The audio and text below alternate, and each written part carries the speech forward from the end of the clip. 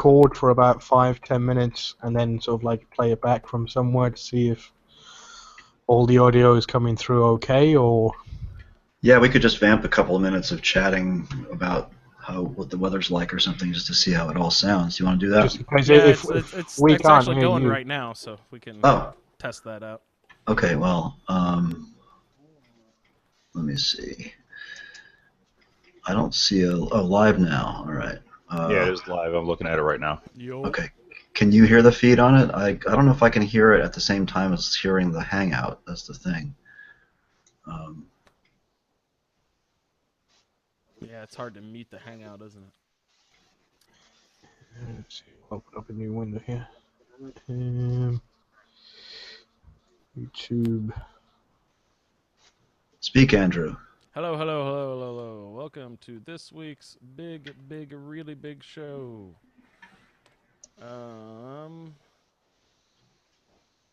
Shoot, I just saw it. Where did it go? It's about to click on it, then I lost it. Here we go. Okay, I just heard it echoing back. You are sounding soft on the feed as well. Okay, well. At least you're not blasting everybody's ears out. Yeah.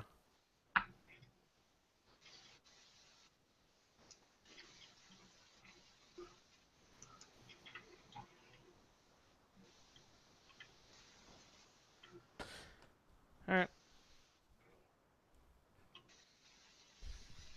God, that is funny. That's funny that I'm that quiet. There you go. That was better. What'd you do? Yell?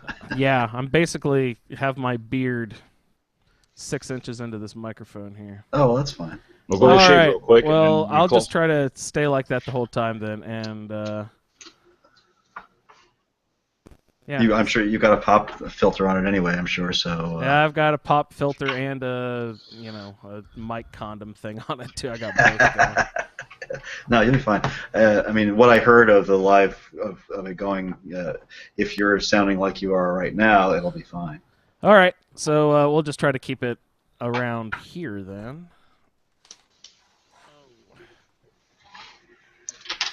All right, does anybody have the game up or open or playing the game or anything?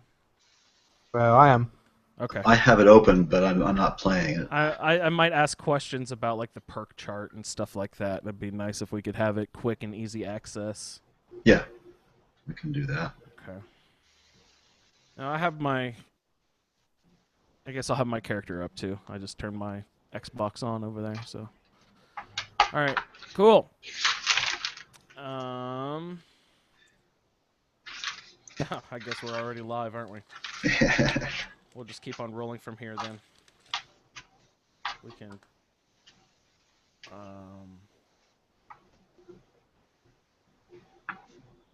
take that, copy, paste. We'll do, this is exciting. Live Fallout Roundtable. Shit. Sorry. All right, here we go. Copy.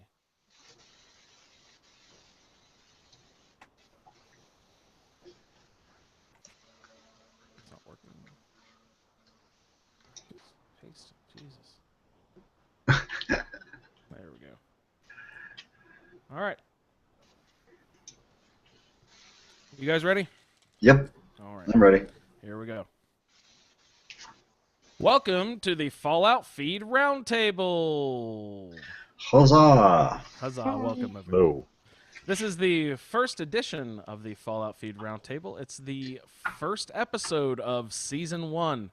And we are the show who compares and contrasts Fallout experiences through a lively roundtable discussion by playing through the same quest with characters who have been randomly assigned drastically different attributes. Welcome, everyone! Howdy, howdy. Hello. Hi, everyone. Just a reminder, everyone, here we have a return cast of characters for a project we like to call the ASA Podcasting Roundtable. We did a roundtable for Skyrim for, I don't know, what did we do? A couple years, guys, I think. Yeah. A good 4 or 5 seasons, 5 seasons, I think, for Skyrim, and we are now just getting into Fallout. everyone has had a chance to play through the game. And so we're now doing our random attribute characters that we will be playing through and discussing in a roundtable format. And with me this evening is a very solid contributor to the roundtable project from seasons past, and we have Victor with us. Hello, Victor. How are you? I'm good. How are you, Andrew? Very well. Where are you calling in from, Victor? Well, I am calling in today from the lovely Hudson Highlands in New York State, where I work and live. But you have not too long ago, recently moved from... Yes, I am a transplanted masshole. Of the Commonwealth. Of the Commonwealth, yes. That's good to know. Good stuff. Yep. We are also joined tonight by another steadfast participant in the roundtable with Colin. Hello, Colin. Hello, Andrew. How are you doing? I'm very well, and you, sir? Yeah, I'm good. And can you tell us just a little bit about yourself there, Colin? I live in England, Essex in England. I'm a big Skyrim fan and also a big Fallout New Vegas fan. I've played a lot of New Vegas, but not a lot of Fallout 3, so if any questions come up about the lore from 4 to 3, I might not be able to help you out, but to New Vegas, I should be able to help out. Victor, did you play any Fallout games in the past? Yeah, I've played a little bit of 3 and somewhat more of New Vegas. I actually just sort of got myself back into New Vegas recently after playing Fallout 4 for a while. So I'm You're working finding my way it through a that. pleasurable experience going back? Yes, quite. Oh, nice. Quite. Good. Yeah. Yep. Really enjoying it. And we are also joined this evening by Brian. Hello, Brian. How are you? Hey, Andrew, how you doing? Very well. Where are you calling in from, Brian? I live just outside Chicago. And tell us a little bit about your past Fallout experience. First Fallout game was Fallout 3. I had a buddy of mine at work that picked the game up and played it for a day or two, said he wasn't getting into it if I wanted to just check it out, and checking it out turned into probably about 1,000 hours worth of gameplay, and I was completely hooked. Which Fallout was that, did you say? Fallout 3. Fallout 3. And did you hop into New Vegas as well? I did. I did not like New Vegas nowhere near as much as Fallout 3. Oh, wow. Unfortunately, on the Xbox 360, there was a horrible glitch that never got fixed. If you played in first-person mode, the gun would come up above aiming down the sight. So basically, you'd see like your forearms and the bottom portion of the gun blocking the entire screen, and it would not go away. Ooh. Yeah, it was real bad. I did have a PS3 at the time as well, so I ended up buying it for the PS3, and the PS3 did not have that glitch. However, I had so many hours already invested in the Xbox, and I had a bunch of buddies that were still playing Xbox, so I'm kind of an Xbox guy. Yeah. But the Fallout 3 I did put a ton of hours into, and I absolutely love the game. That was my first Bethesda game ever, and I was hooked, and then, of course, Skyrim came after that. We all know how many hours I put into that. Did Skyrim come out before New Vegas? I don't believe so. No, New Vegas was 2010, I think, wasn't it? I think so. Skyrim was 11, yeah. I have no clue. Yeah. 11. Oh, yeah, I do know the Skyrim date. Yeah. Well, I am Andrew, and I will be trying to, get everyone sort of in some sort of organized chaos here for this evening's proceedings. I'm calling in from Indiana, and this is pretty much my first Fallout game. I did play a little bit of Fallout New Vegas upon announcement of Fallout 4. And I got excited to play Fallout 4 because everyone in our group was super excited. So I got some New Vegas, and I played, probably about 6 to 10 hours of that before more Skyrim responsibilities called me away. So I have very, very little Fallout experience at all. But I have been enjoying Fallout 4 tremendously. And any complaints that I've heard about it, most of them have been minimal. And most of them I also disagree with. But I also have not had the immense amount of time to put into the game that some people have. A lot of people have run out of quests and that sort of stuff. I'm not even close to that point yet. I had to rush through my first character in order to finish the game before we could start this roundtable project, because it was recommended to me that I actually have the game finished before, starting this whole thing, just so I knew how it happens, what happens in the story, just so we could organize the seasons. And it turns out knowing one faction of how this game completes actually doesn't give you any good idea of how the others finish. So, oh man, so many branches. There's so many crazy weird spider webbing branches going on in this game. It's not easy and cut like it was in Skyrim. Like, you are either the Stormcloaks or the Imperials, and one or the other, easy choices all the way through. There's lots of like interweaving and spider webbing and all sorts of crazy stuff going on here. Yeah, I hadn't really thought about that, but that's very true. It is a heck of a lot more complex that way. Yeah, and I assume that takes its toll on the game itself. So maybe they sacrifice having little fetch quests and that sort of thing in order to have a more in-depth, crazy realm of possibilities. I don't know about that. Can you say Preston Garvey? Yeah. Well, I think they... even with Preston's Infinite, I mean the Dark Brotherhood did that too. The Night Mother would just send you out over and over and over and over again. Yeah. So. But she didn't interrupt your conversation somewhere randomly. That's true. It'd pop up in your nightmares in the middle of the night. Yeah. So let's just have someone. Hey, Colin, why don't you go ahead and just give us a brief, what your impression, sort of the history of the roundtable and what we're doing here. Just your sort of ideas of what the roundtable is, and if you can explain it to a new person who has no idea what we're doing here. Okay. Well, first of all, if anybody wants to play a drinking game, here on the Fallout Roundtable, if we ever mention Skyrim, you have to take a drink. And that will get everybody good and shit-faced before even in the first 5 minutes. But this is the Fallout Roundtable. The Skyrim Roundtable started off in an idea in the Facebook group of doing something similar to what I've forgotten the name, Paper Keg does on their podcast. It's a book club with comic books, and we came up with the idea of doing basically a book club but with games, with the one game and then a set of chosen quests. So usually we'll start off with the main quest, and then we'd play it in stages. The first 3 parts of the main quest for the first episode, and then the second 3 parts of the main quest for the second episode, and so on and so forth until we do an entire series, usually 6 episodes long. And that's basically the idea. And then we also pick up some other quests as well that are not related to the main quest, something fun to do as well, like pick a faction that you're going to go with, or a build style for your character. We'd also assign those as well, so you'd get assigned what race you're going to be in Skyrim, but in the Fallout you get chosen a few other things because it's slightly different. I can't get out of this woods I've seen to walk myself into. Could somebody else take over here?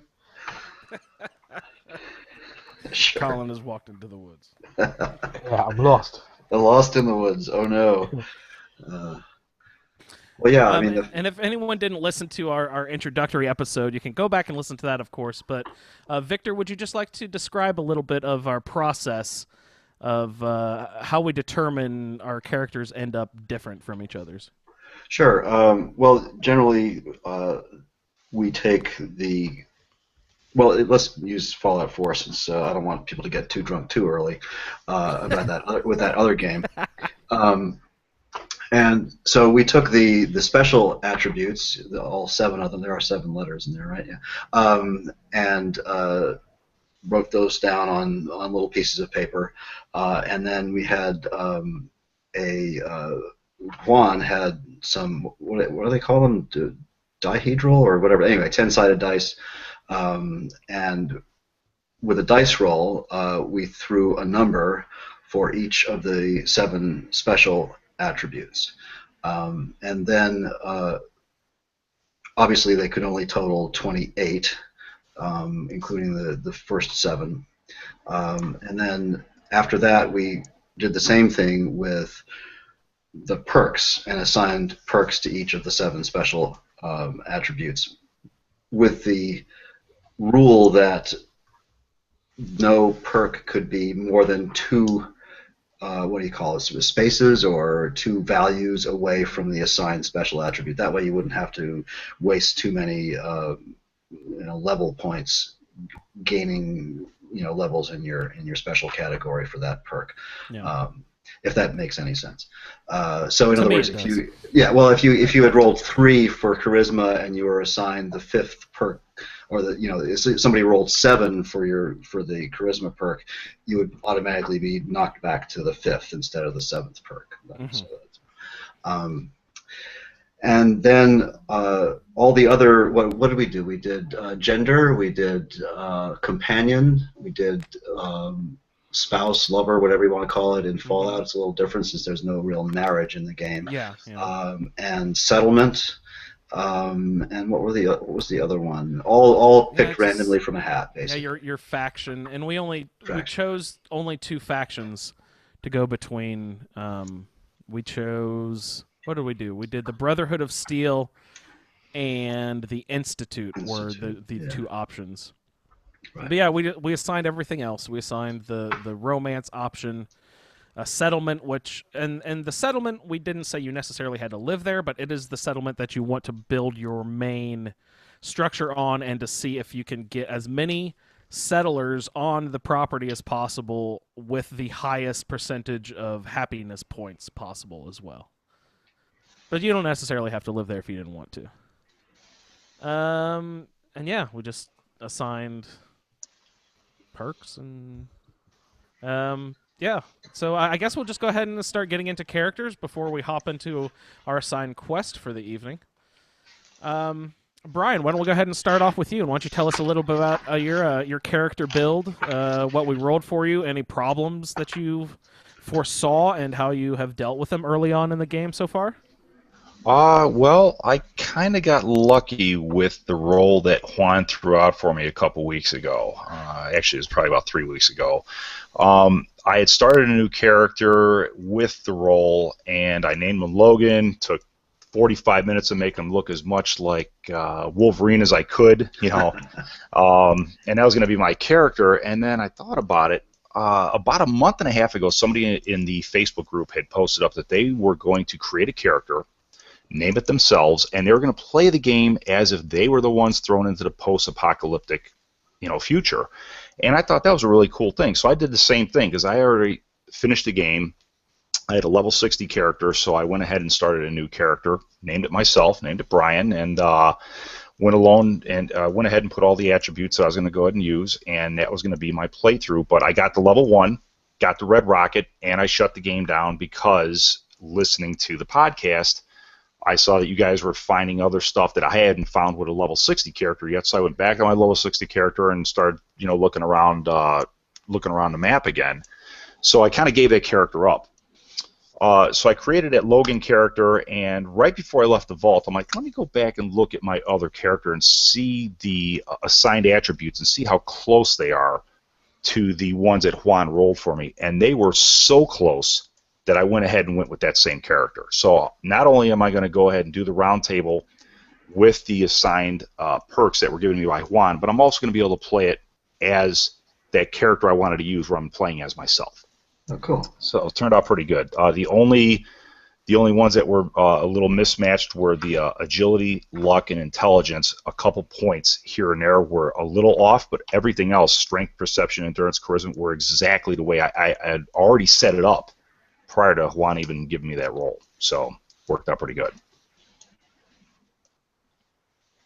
Do you want me to go through my my special points and show kind of point out what I have? Yes, please do that. Sure. Yeah, so my strength was set at 4 points, and I have to get down to level perk 6, which is strong back. Perception, I was supposed to put 6 points, perk level 1, which is pickpocket. Endurance, I was supposed to put 1 point, perk level 3, which is life giver. Charisma, which is 4 points, perk level 6, which is local leader. And then, again, these were the 3 that were just a little off between the assigned one and one I already had. Intelligence, according to the roll, put 1 point, perk level 3. I currently have 3 points in there, actually. That's how I started out with the other character. Agility, 6 points, perk level 8, which is quick hands. And luck, which is 6 points, perk level 8, which is Grim Reaper Sprint. On my other character, the original character I had was agility was 5 and luck was 5. So I was off by 1 point on those. So I went ahead and worked on that, and I got everything where I need to be currently for the playthrough. And it's been working out pretty good. Again, that's pretty much how I actually had it set up. I mean, things like Gun Nut, Quick Hands, Grim Reaper Sprint, that's something I would have chose anyway. So his role was pretty much perfect for the style of play that I like to play.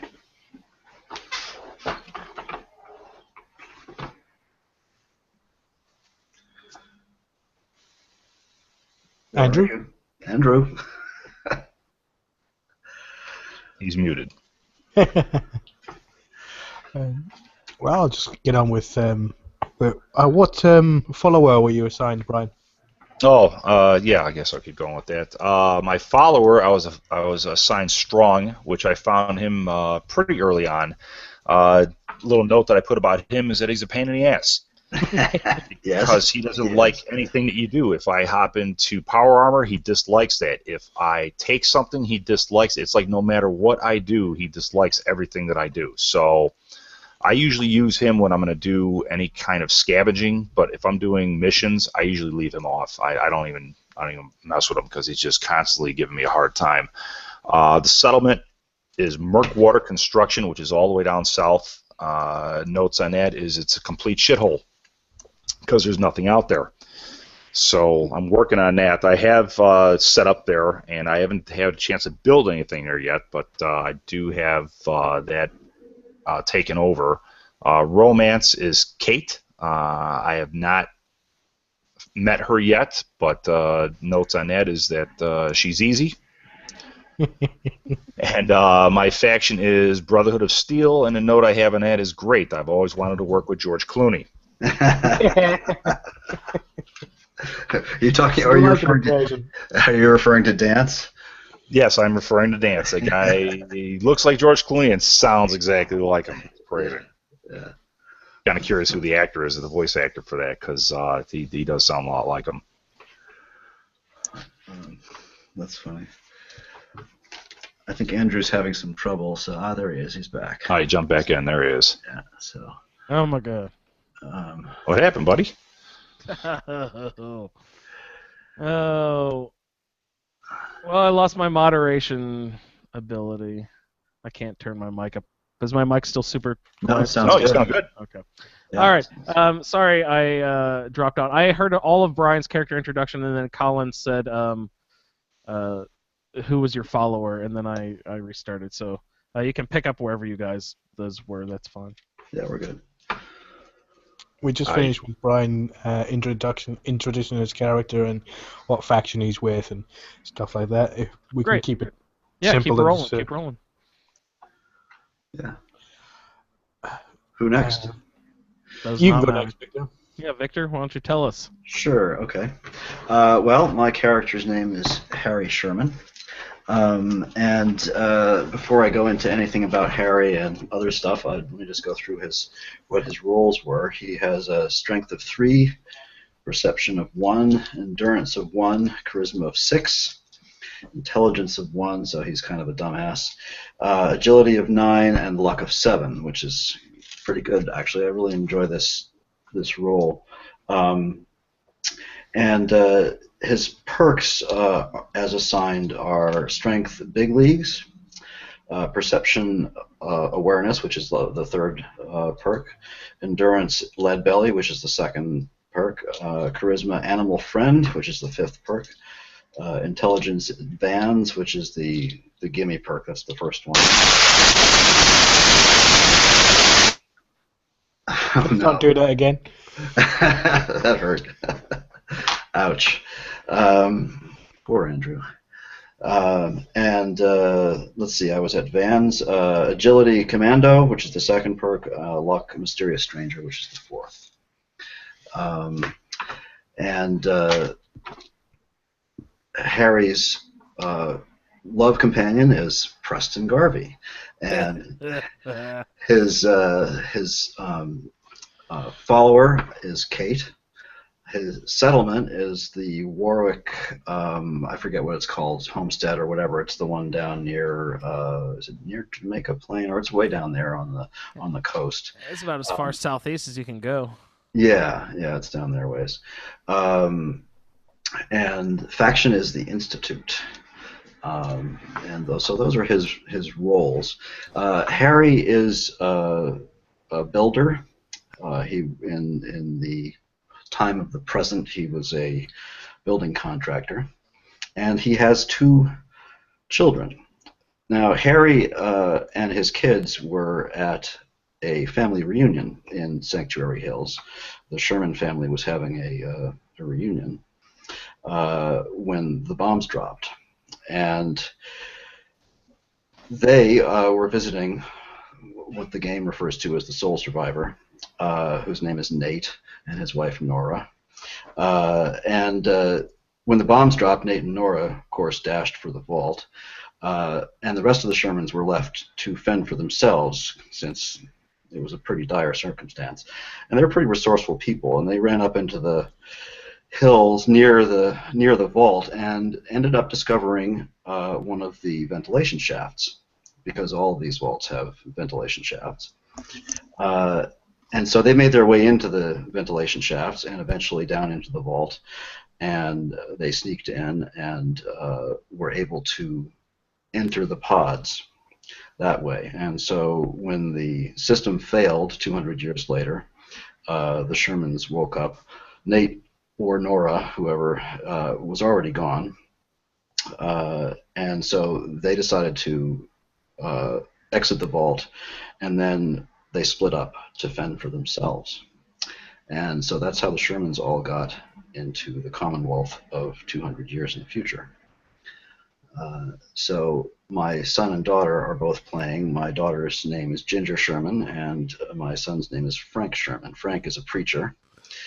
Ginger is a, well, we don't talk about what Ginger does because it's pretty much classified. She was something super secret. Nobody's quite sure what she did, but and she doesn't talk about it very much. Oh, no. So that's the Sherman family, and we will be playing concurrently and giving everybody updates on how we do. That's awesome. It is awesome. It is a family affair now, officially. It is, yeah. And the backstory part of with the ventilation shaft, that was my son Sean's idea, and all that. He's a longtime Fallout player, by the way. He's played pretty much all of them except New Vegas, I think, actually. Nice. Even the top-down ones, the 1 and 2 or whatever. Oh yeah, well, I remember. I forget how old he was when Fallout 1 came out, but I remember him playing it a lot. So nice. Yeah, he's been playing. Yeah. So. Well, he could be one of our official go-tos for any questions, though. Oh, Colin, have you told us anything about your character yet, sir? Not yet. All right, let's check in. Yeah, just give me 1 second. My character's name is Kuronima Ruji. Kuronima being the family name, and Ruji being his given name. He's Japanese American, and he's former military. He was his official job title was translator in the communications, but that's not exactly. Well, that's what his wife and Codsworth and everybody else believed. But he was an infiltration specialist, especially with the Chinese, because because basically of how he looks, he was able to infiltrate in certain areas that other was basically shut off to other American soldiers.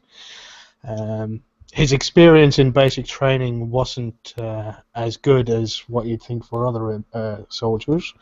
A scar above his left eye was, in quotation marks, an accident during basic training with some of his fellow soldiers. He's a very slow, methodical, and deliberate person, and nothing is ever taken by chance. His stats that he got assigned was his strength of 7 and perk 4 in that, which was blacksmith, and he is currently a level 32. Oh wow! He's blacksmith he's got all 3 in blacksmith now. Perception was assigned was perception 1 and perk 3, which was awareness, whereas like to defeat your enemies. So basically, it tells you what specific damage resistances your enemies have, whether they're especially resistant to bleeding, to radiation, or to energy weapons. So you can tell what's the best thing to shoot them with a gun or shoot them with a plasma rifle. What's the best thing to shoot How them does with. it indicate that to you? It comes up at the top of the screen, and it'll show like a little picture of a shield, which is what's their damage resistance to ballistic weapons, and then the little lightning strike, which is the resistance Energy to resistance, yeah. and it just puts them in numbers. So 10 resistance or 50 resistance. Obviously, the tougher the creature is. And it's just one single perk, and you don't have to do anything with it. I have invested. I did have got us given. Was it 1 in perception? That was my assigned, but I've invested. So I'm now actually 8 in perception. I invested a lot of points into perception there. I got assigned 1 in endurance, and I still only have 1 in endurance, and I got given the perk toughness, the first one, and I currently have the first 4 levels in that, which is plus 40 damage resistance. And there's not much to say about it. He doesn't get hit all that often, but when he does get hit, he can take it. Pretty much anything stronger than, I would say, Feral Ghoul Stalker will one-shot him. Anything as tough as that or tougher will tell, because he's only got 1 endurance, so he only has like what's his health? 178 health. That's his total health. He's pretty weak. In charisma, we got assigned 3, and the perk was that I needed to get was Animal Friend. I haven't put anything into that. I'm still actually only on 3 in charisma. It's one of those things that I never ever put into. I'll give myself 2 or 3 points into it and then never ever use it for anything, never convince anybody of anything. And the perk I'm supposed to get is, as I said, Animal Friend. I haven't even got putting the extra perks into it so I can actually take that rank, because that's level 5 and I've only got level 3, so I need to get working on that pretty soon.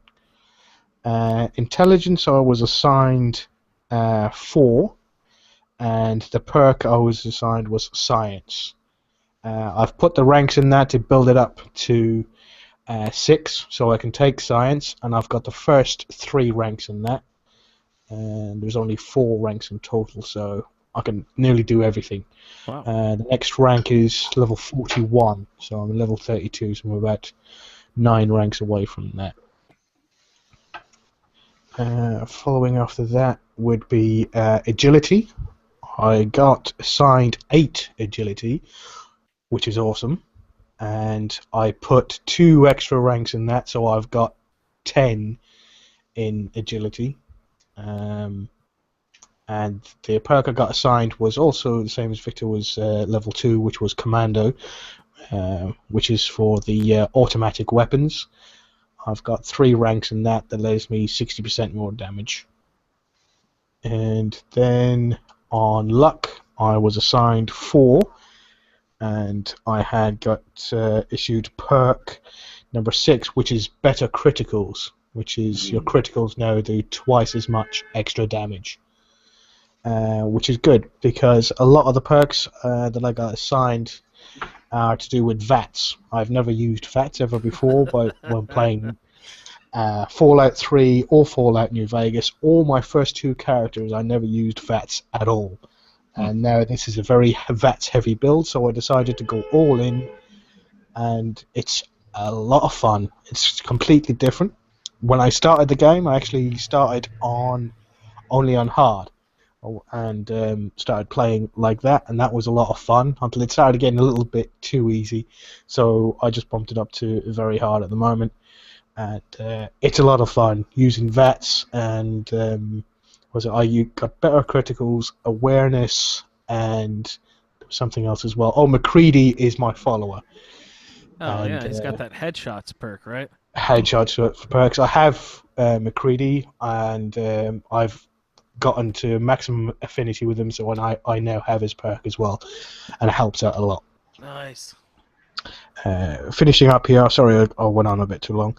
No, you're fine. My settlement I got assigned is Taffington Boathouse. I've built a water purifier there. I've only got 2 settlers, and I'm not interested in adding any more. And I've put up about 12 turrets, I think. It was a lot. I've put turrets everywhere, so the defense is like 60 or 70 on it, and I think it's around about 60% happiness, I think. How many times have you been attacked? Never.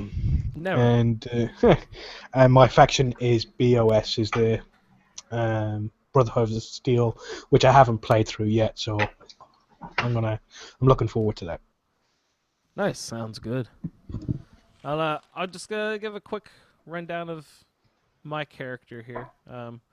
Her name is Ruby Sue LaRue. Ruby Sue was actually going to be the name if my son were a daughter. I wanted to name her Ruby Sue, but my wife refused because she says it sounds like a redneck name.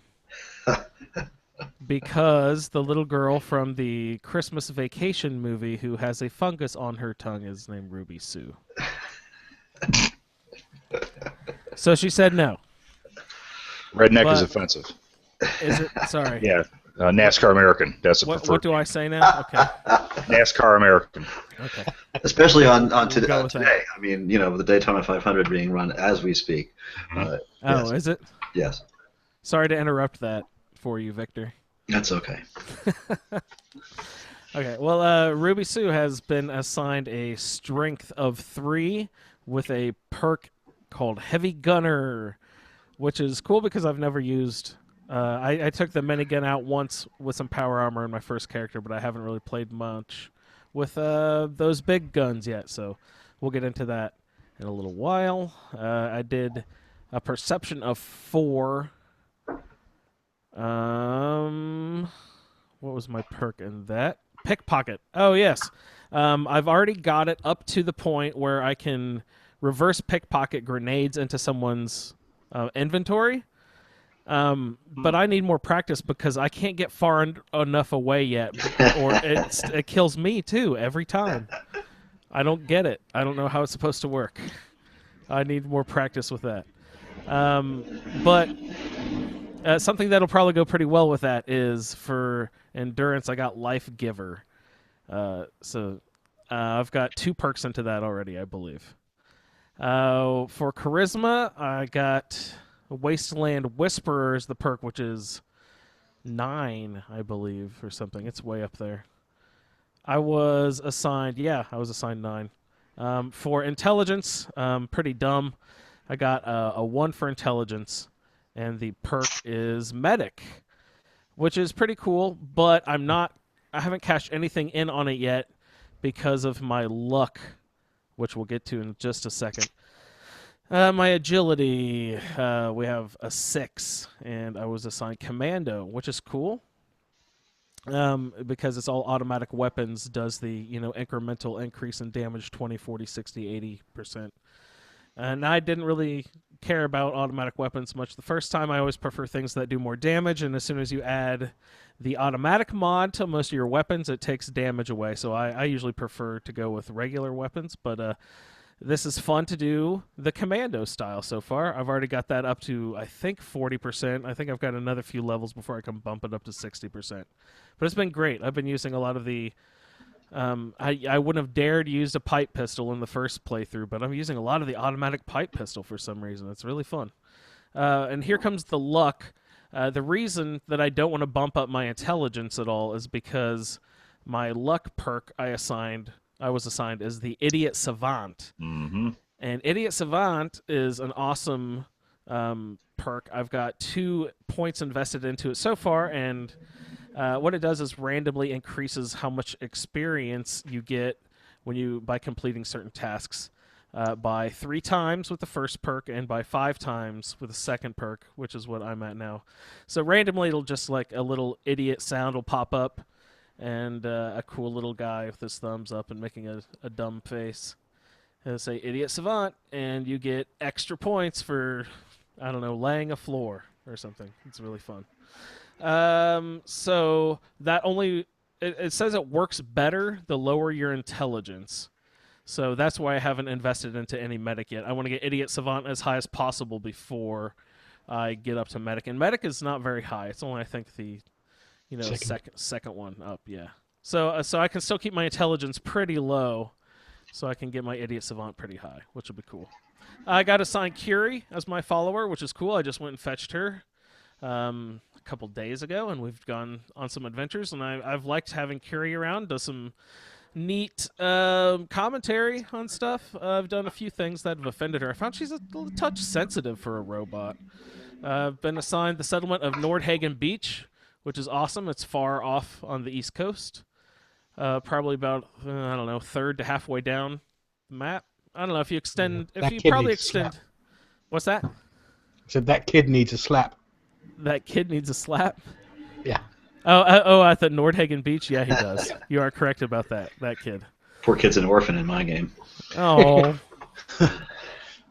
Well, I sent both of his parents away, so that serves him right.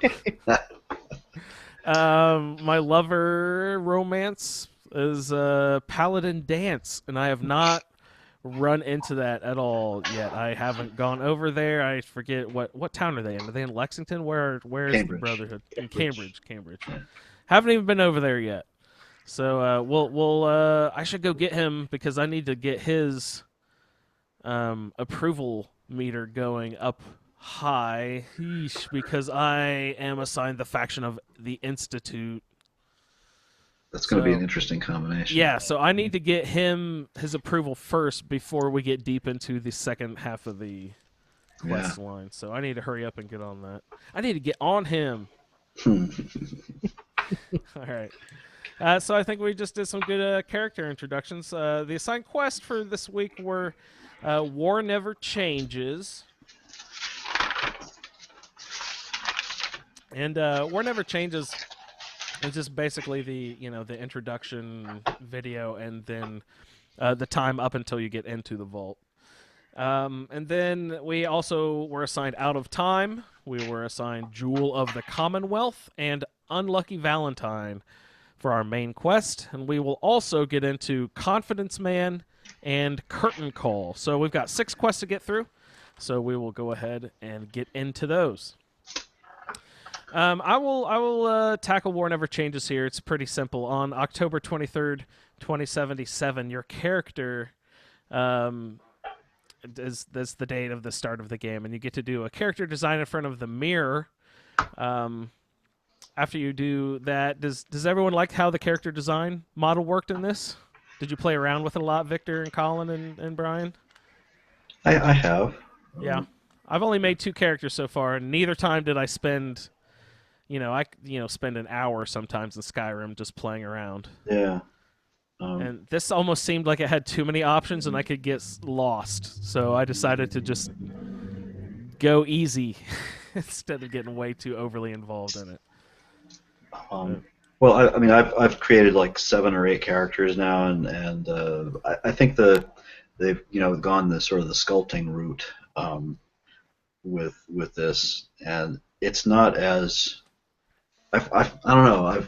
Maybe I'm doing it wrong, but I've found that it's hard to make the characters look extremely different. I mean, assuming you're starting with, assuming all of your characters are, Caucasian or all of them are Asian or whatever, it's hard to really make huge differences.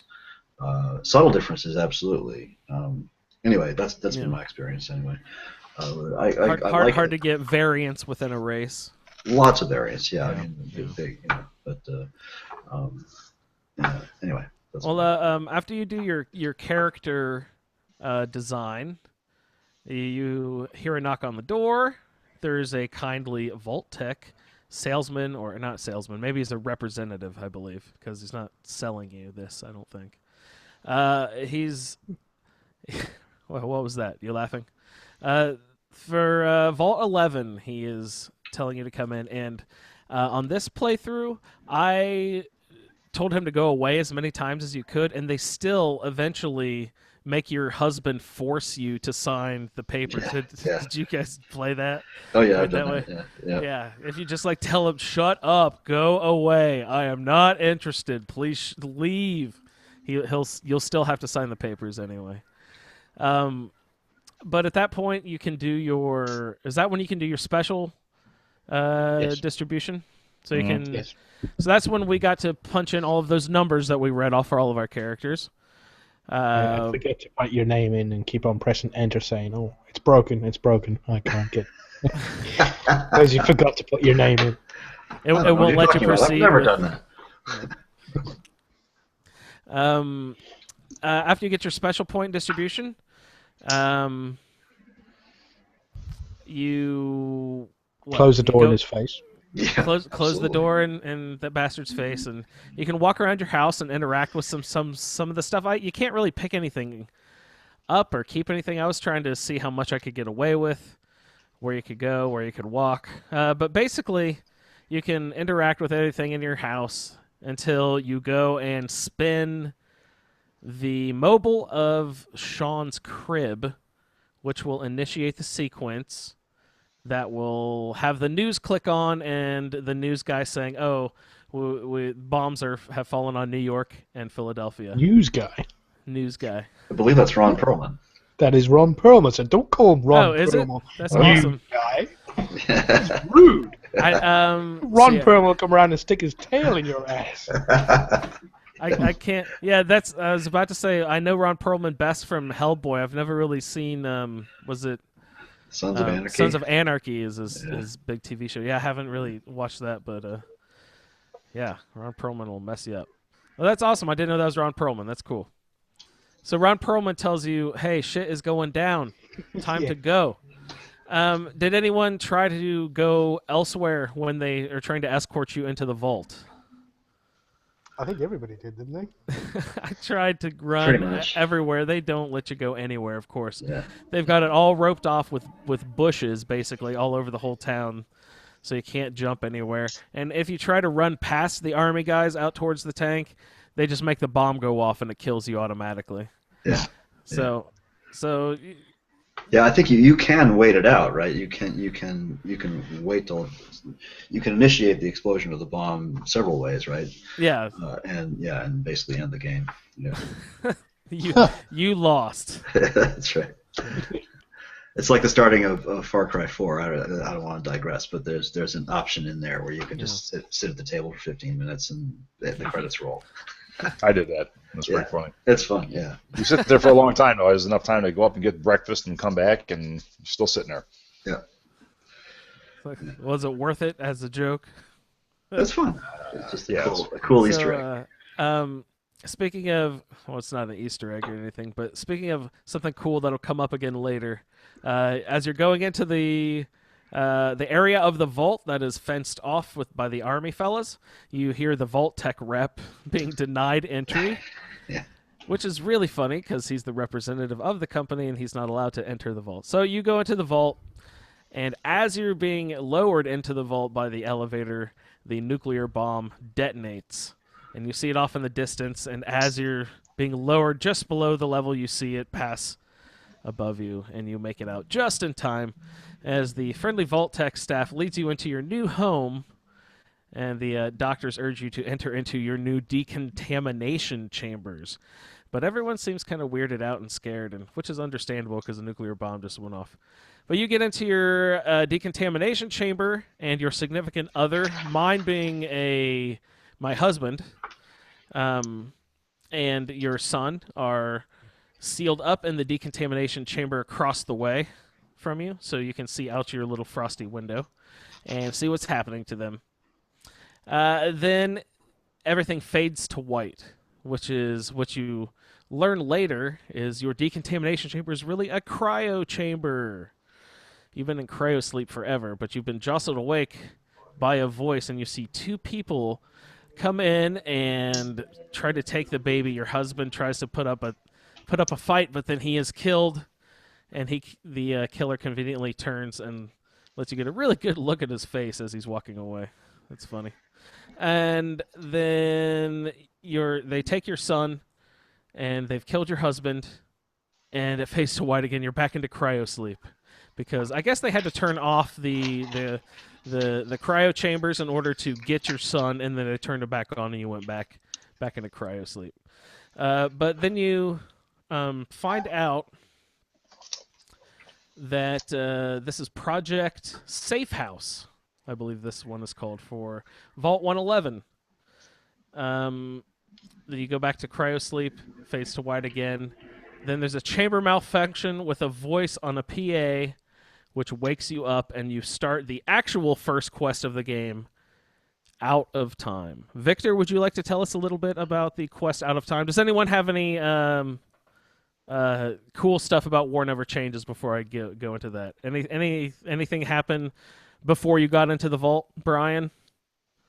Did you try to do anything silly? No, I ran straight to the vault. I mean, I had read that if you stand outside, you get blown up. I'm like, I don't feel like going. I didn't know if it would set you all the way back to the character creation again or whatever. So I was like, you know what, just get your ass in the vault. That'd be annoying. Yeah, that would. So no, I ran straight to the vault. But I did read that you get blown up if you don't go into right away. That is pretty funny. And Colin, did you mess around or did you go straight there? I tried to help some guy with his luggage, but they wouldn't let me. They wouldn't let you. That's right. Yeah. Forget the bags. Let's go. Yeah. Victor, did you mess around or just go? Oh, I just basically went. Yeah. No fussing. Well, then you can lead us into Out of Time then. Well, you wake up. There is a malfunction.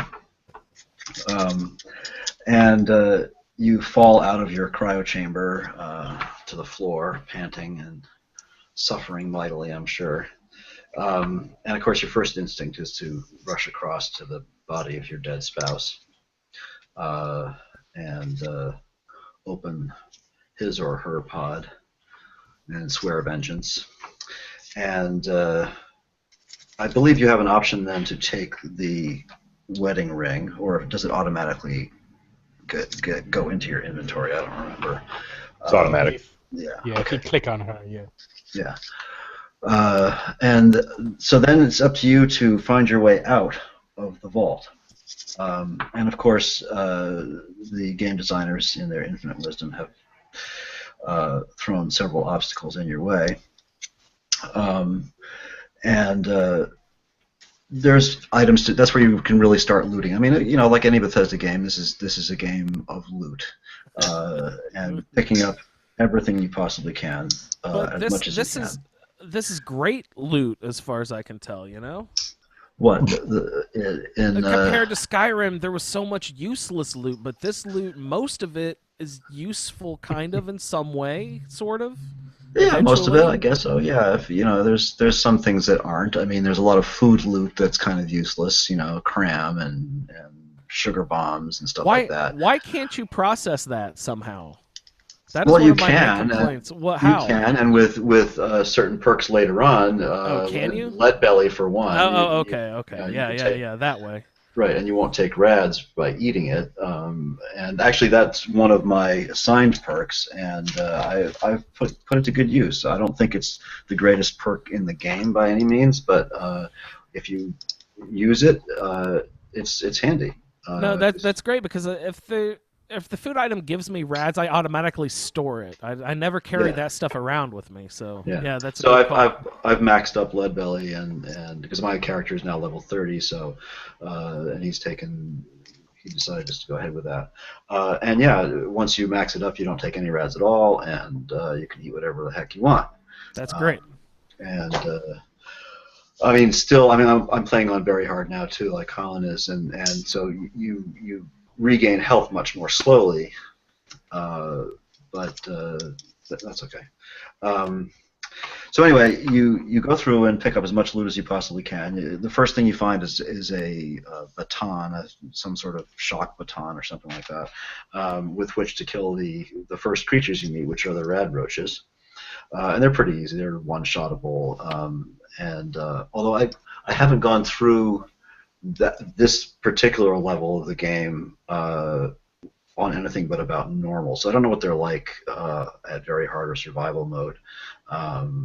Because basically what I did with the game was I created a male and a female, and I ran them through to a point that I'm going to mention in a moment, and I saved there on both of them, and that's the only place I've ever started since then.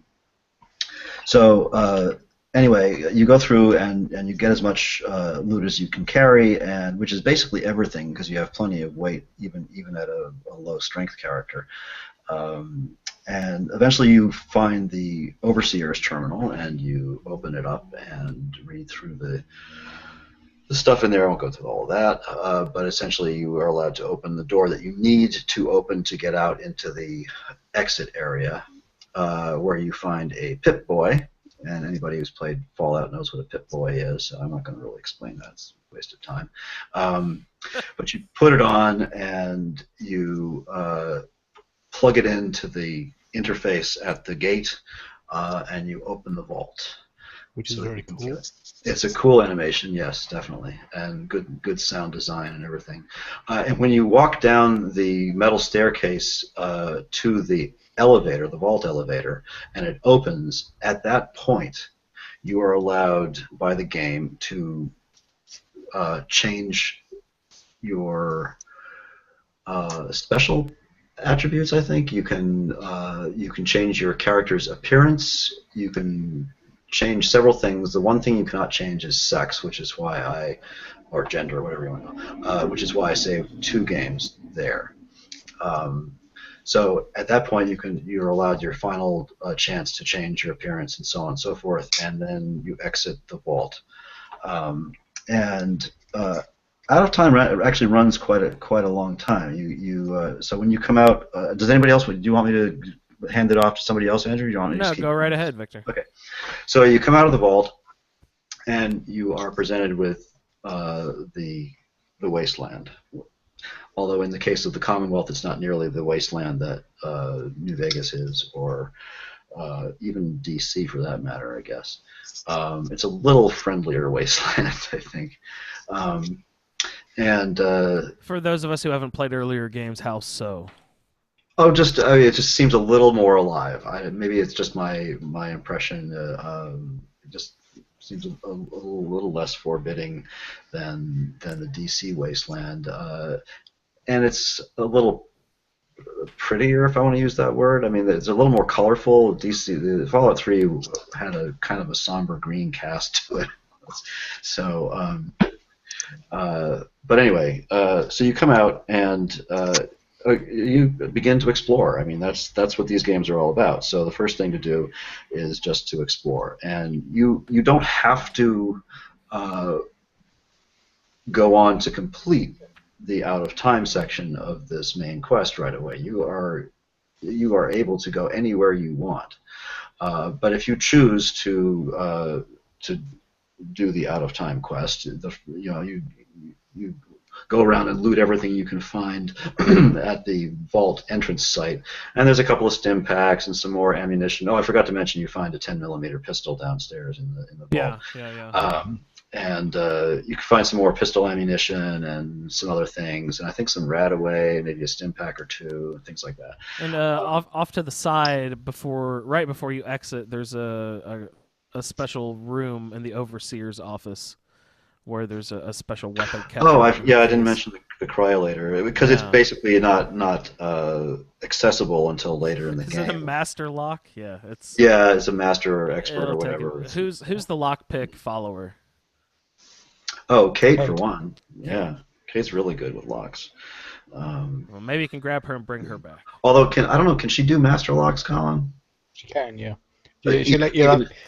You have to do. She has to try a few times. Oh, okay. I don't know I if think I had to try like 12 times on the same lock, Wow. Okay. but she eventually gets it. Yeah. Nice. So anyway, so you go down the hill back to Sanctuary Hills and begin to explore what's left of your old neighborhood. The first thing you meet, if you're lucky, is Codsworth. Instead of instead of a bunch of bugs. So when you meet Codsworth, you go through a conversation in which he expresses disbelief, and it's kind of confusing to me. The writing is a little weak there, I think. But anyway, he doesn't seem to quite understand what's happened. And of course, you don't really quite understand what's happened, but eventually, he realizes that you don't know what's going on, and he tells you, your character, that it's been 200 years, and you're kind of shocked by that. And then you can choose to have him as your first follower or not.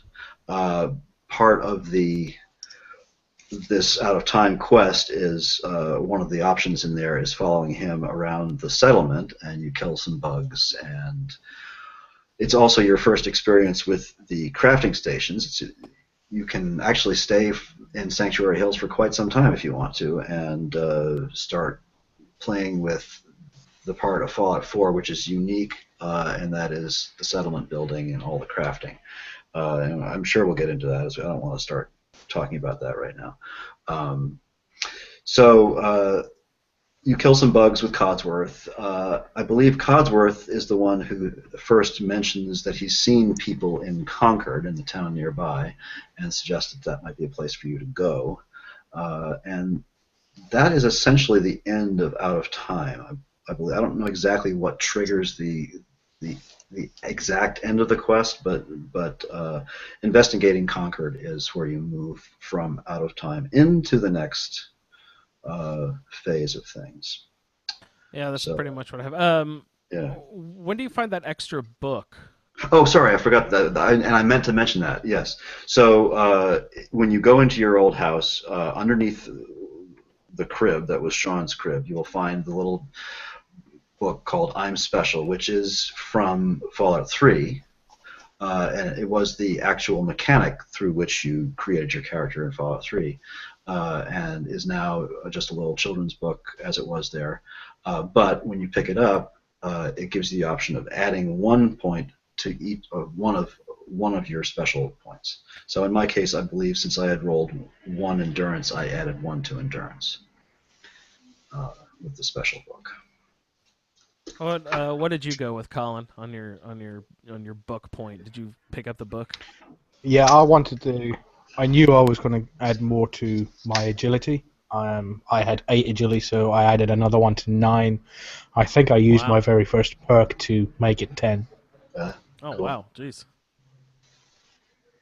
That was quick. You're already there. So is your VATS just incredible, I assume, now? Yeah, I've also got a couple of legendary things that helps me out as well. We can talk about those later. But yeah, I think with a pistol, a 10mm pistol that I've got now, I think I can get maybe 7 shots. Oh wow, I'm like 3. Yeah, I can get 4 shots, I believe, with a 308 sniper rifle. which I think is pretty good. 3, yeah, that's incredible. I only ever get 1 of the sniper rifle. That's crazy. Also, I think you can only get. I think Codsworth becomes available as a follower when you get back from Concord. Really? Oh, okay. Yeah. I thought it was right there at the very beginning. I'm pretty sure because when I got back from it, when you're talking to him about getting new friends and things like, did you find anything in Concord and things like that? Because you can't take him with you to Concord. No, I guess not. Yeah, I had never taken him as a follower ever until actually yesterday with another character, and he's a lot of fun. But so yeah, that never occurred to me. But aren't we missing a quest here on the log? Because we've got. I did notice there was something supposed to be in there, I think. When Freedom Calls, when the quest in Concord.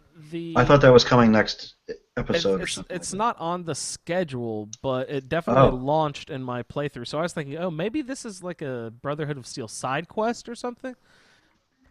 Or not Brotherhood. I meant Minutemen side quest or something. I wasn't exactly sure. Because when I looked at the flowchart on the wiki, it was not included in the main storyline. But that's how you get the. Yeah, that's how you get Jewel of the Commonwealth, isn't it? Yeah. But it definitely popped up into my playthrough, and I did it so we could go through. But what is it? Do you want to give us a rundown of that one, Colin? Yeah, I can give you a quick rundown of it. Yeah, that sounds good. Basically, at the end of Out of Time, you're talking to Codsworth. You've gone to Concord, or you've gotten back to Sanctuary. Yeah, well, at the end of Out of Time, with Codsworth, you're looking. He's saying, "Oh, you can't find Sean. They're really gone," and blah blah blah. And he says, "Your best bet is maybe trying Concord." Yeah. So you go there, and once you get to Concord, you hear some bullets flying, and some raiders are attacking, and then a guy in a dopey hat on a balcony saying to you, goes, "Hey guys, help us out. Some raiders are attacking. They're inside the building." So as a normal human being would do, you rush towards all the men with big guns. Get inside. Oh yeah, sure. Yeah, that's right. So you get inside, and just outside he says, grab the laser musket, which is quite nice. You get your first energy weapon at, you can even be less than level 2. You can be like level 1, and you've already got your first energy weapon, which is great. I've still never fired the laser musket. It's quite handy. It's a neat piece of kit. How does it work? I read that you charge it up somehow. Do you pump the button and power it up, or how does it work? Yeah, you press R as in a reload, and you spin the crank, and that loads in an energy cell, and then you can crank it again, and that loads in 2 cranks, which adds another energy cell, which increases the power of that single shot. And then you can mod it so it increases you to a 6 crank.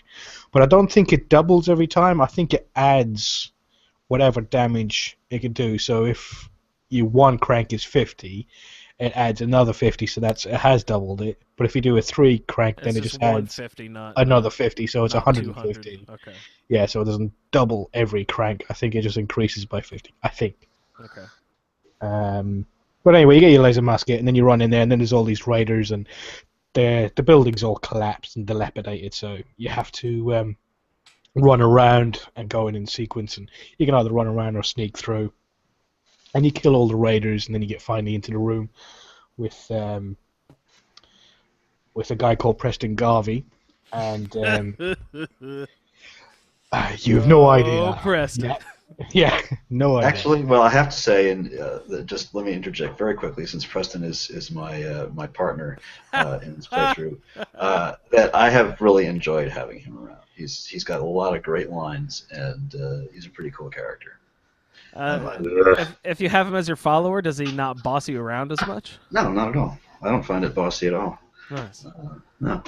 No, I mean, it doesn't send you out on Oh yeah, but that's his radiant job. mission. Oh, okay, Yeah. he still does that. Okay. Oh yeah, of course. Yeah. How about if he's following you, will he do it? Oh yeah. Like as Yeah. he's following you? Oh yeah, of course. That's great. How does Yeah. he pick up that information when you're just out in the field fighting? Nobody knows. Nice. Yeah. So you run in, you talk to Preston, and if I didn't do it my first game, but if you have the dog with you from the Red Rocket, it's Mama Murphy, old lady, sitting there, and she actually tells you that the dog's name is Dog Meat, and he's a very special dog, and he chooses who he hangs around with. So if you want your dog to have the name Dog Meat, you have to talk to Mama Murphy with the dog. Or Nick, I believe. He will Or also- Nick yeah. Valentine will also Yeah. name your dog Dog Meat. Otherwise, it'll just be Dog. Yeah, I've got him over at my settlement, and he's just called Dog right now at this point. Yeah. And I built him a doghouse, which I never had done before, and I put another doghouse right beside it because I also heard that, wondering, randomly about the Commonwealth wasteland is a dog salesman that I just hope to run into at some point. I've I only don't know run if I into him ever once. will.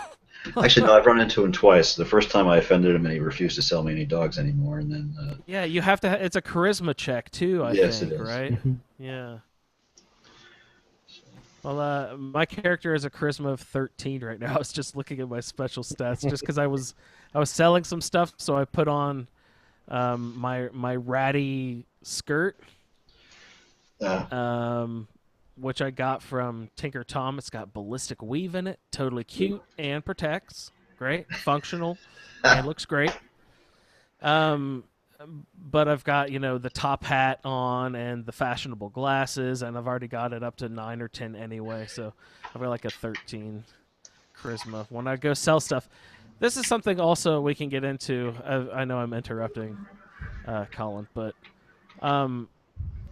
at some point we need to discuss what you need to do before going to like each station, crafting wise, because in Skyrim I had an outfit for each station, and I took potions before this, or had an outfit for that. So we need to discuss that at some point too. But go ahead, Colin. Sorry I interrupted. Right, where am I? Yeah, so you're talking to Preston Sorry. Garvey, and basically you've got the Fonzie or Fonzie standing next to him, Yeah.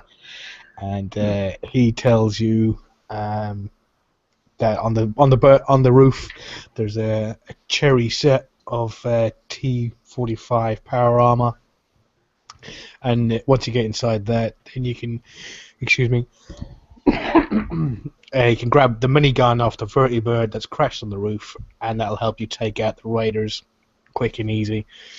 So you grab, if you have the fusion core from the from downstairs, which I think only has 50 power left in it, or if you grab the one that's from the cave underneath the Red Rocket, you can grab that one. There's also a magazine there as well on the table, which gives you a game. It doesn't give you any passive, I don't think. I think you just get the game from it, so you can play the game on your Pip-Boy. So you run upstairs, you get inside the power armor, you grab the minigun, and then, because you're in power armor, you get no damage from falling damage. You can jump off of any height without getting any falling damage, so you just jump off the roof and nice. start shooting everybody with a giant minigun. And in previous games, power armor and miniguns were always kind of well, I wouldn't say end game weapons but mostly you'd get it like 3/4 of the way through your game through. But now you get them sort of like, at level 2 at the very start of Fallout 4, which I thought was amazing. And you get like an end game enemy as well, popping right out at the first start of the At the game. end of the which you'll street. have. Yeah. Look out. So you have to fight the Deathclaw and kill the raiders. One of them his name's Gristle. You want to make sure you loot him as well. He's got something on him you might want. And once you do that, then you... Suspense. Well, yeah, that's part of a later quest, is it not? Oh, come on. Alrighty. So anyway, you kill the Deathclaw and the raiders. You go back in and talk to Preston Garvey, and he said that they're heading to Sanctuary, and would you like to join them? And once you go and meet them up there, then Mama Murphy's talking about your destiny, and says she knows that you've just gotten out of the fridge, and was it if you want to find Sean, then you need to go to the Great Green Jewel of the Commonwealth, which is Diamond City, and that'll help you find Sean, and that'll give you the next quest.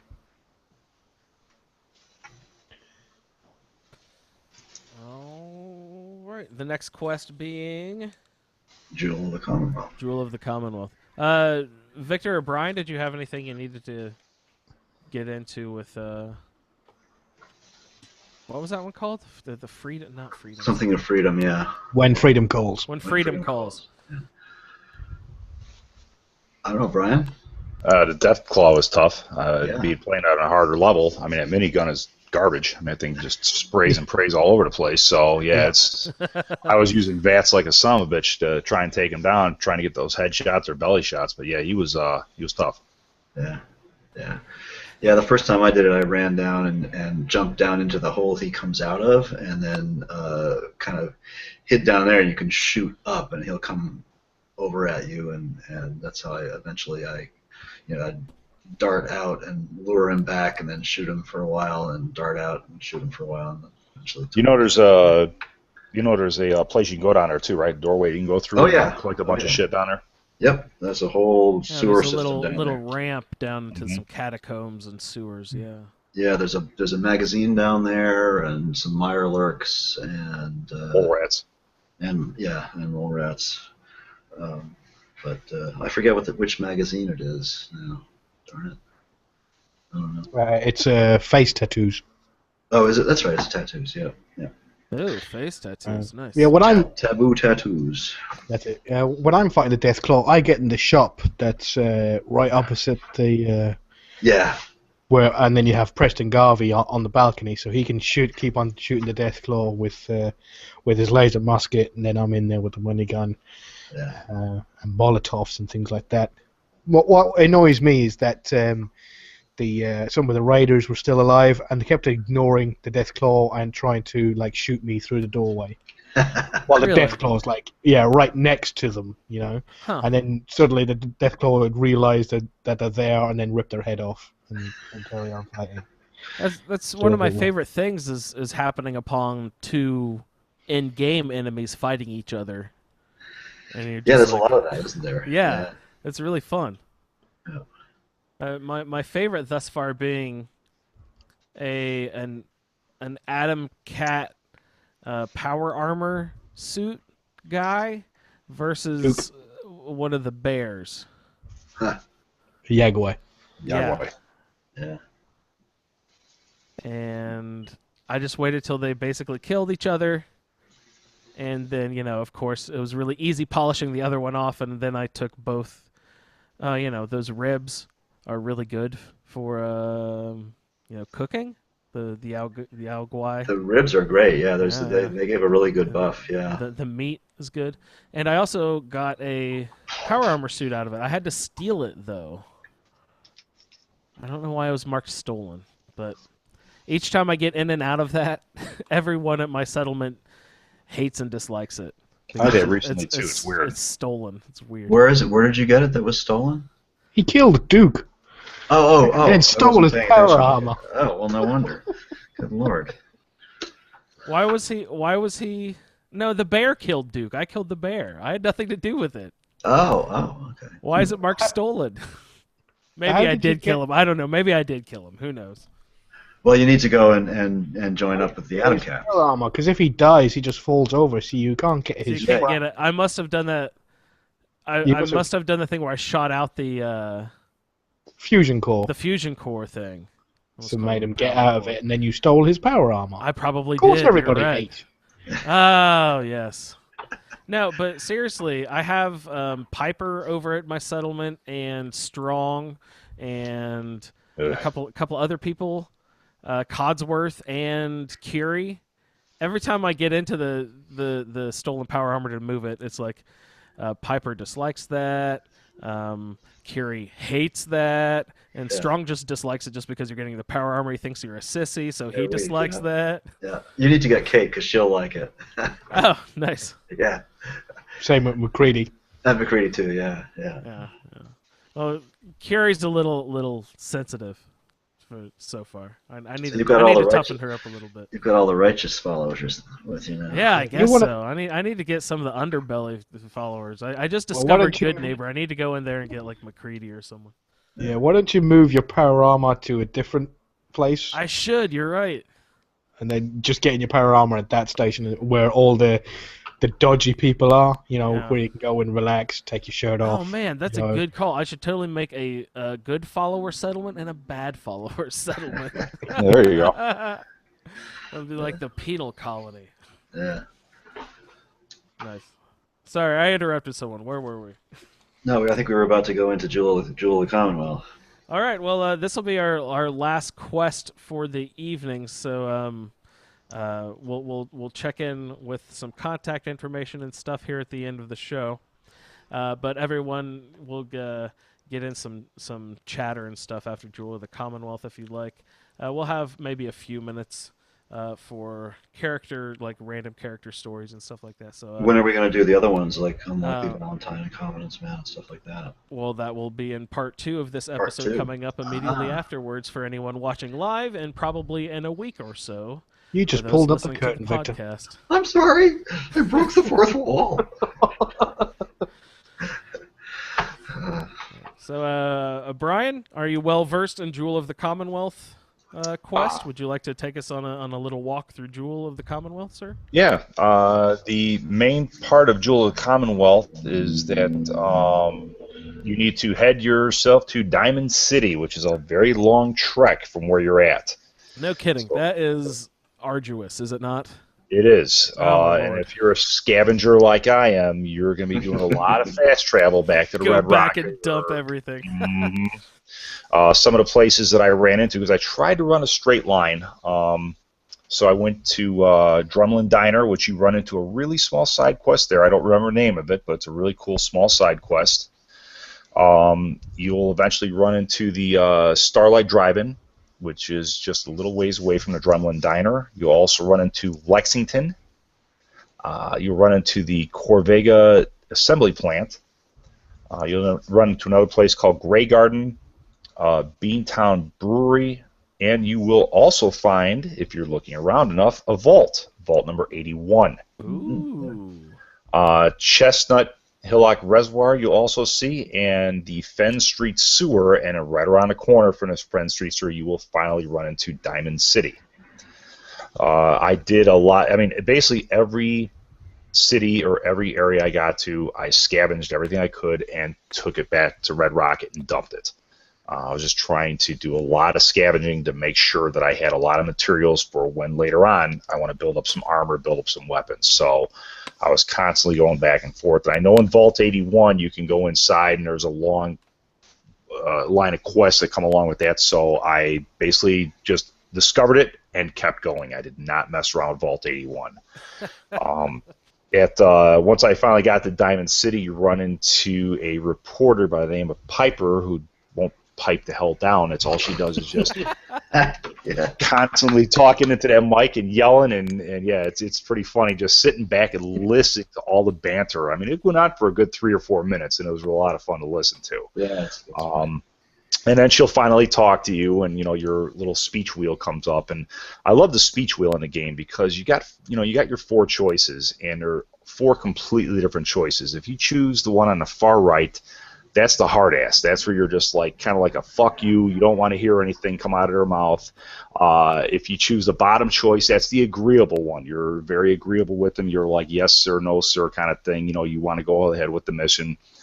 The left side, if you choose that choice, is going to be your smartass comments. You're going to be very sarcastic, and your top one is your dumbass. It seems like every single time you choose a top one, it's a question like, "Where's the Fenn Street sewers?" or "Who are you, Piper?" That kind of stuff. It's very interesting. Remind me what that was again. Yeah, that's yeah. a lot of those, yep. So Por favor.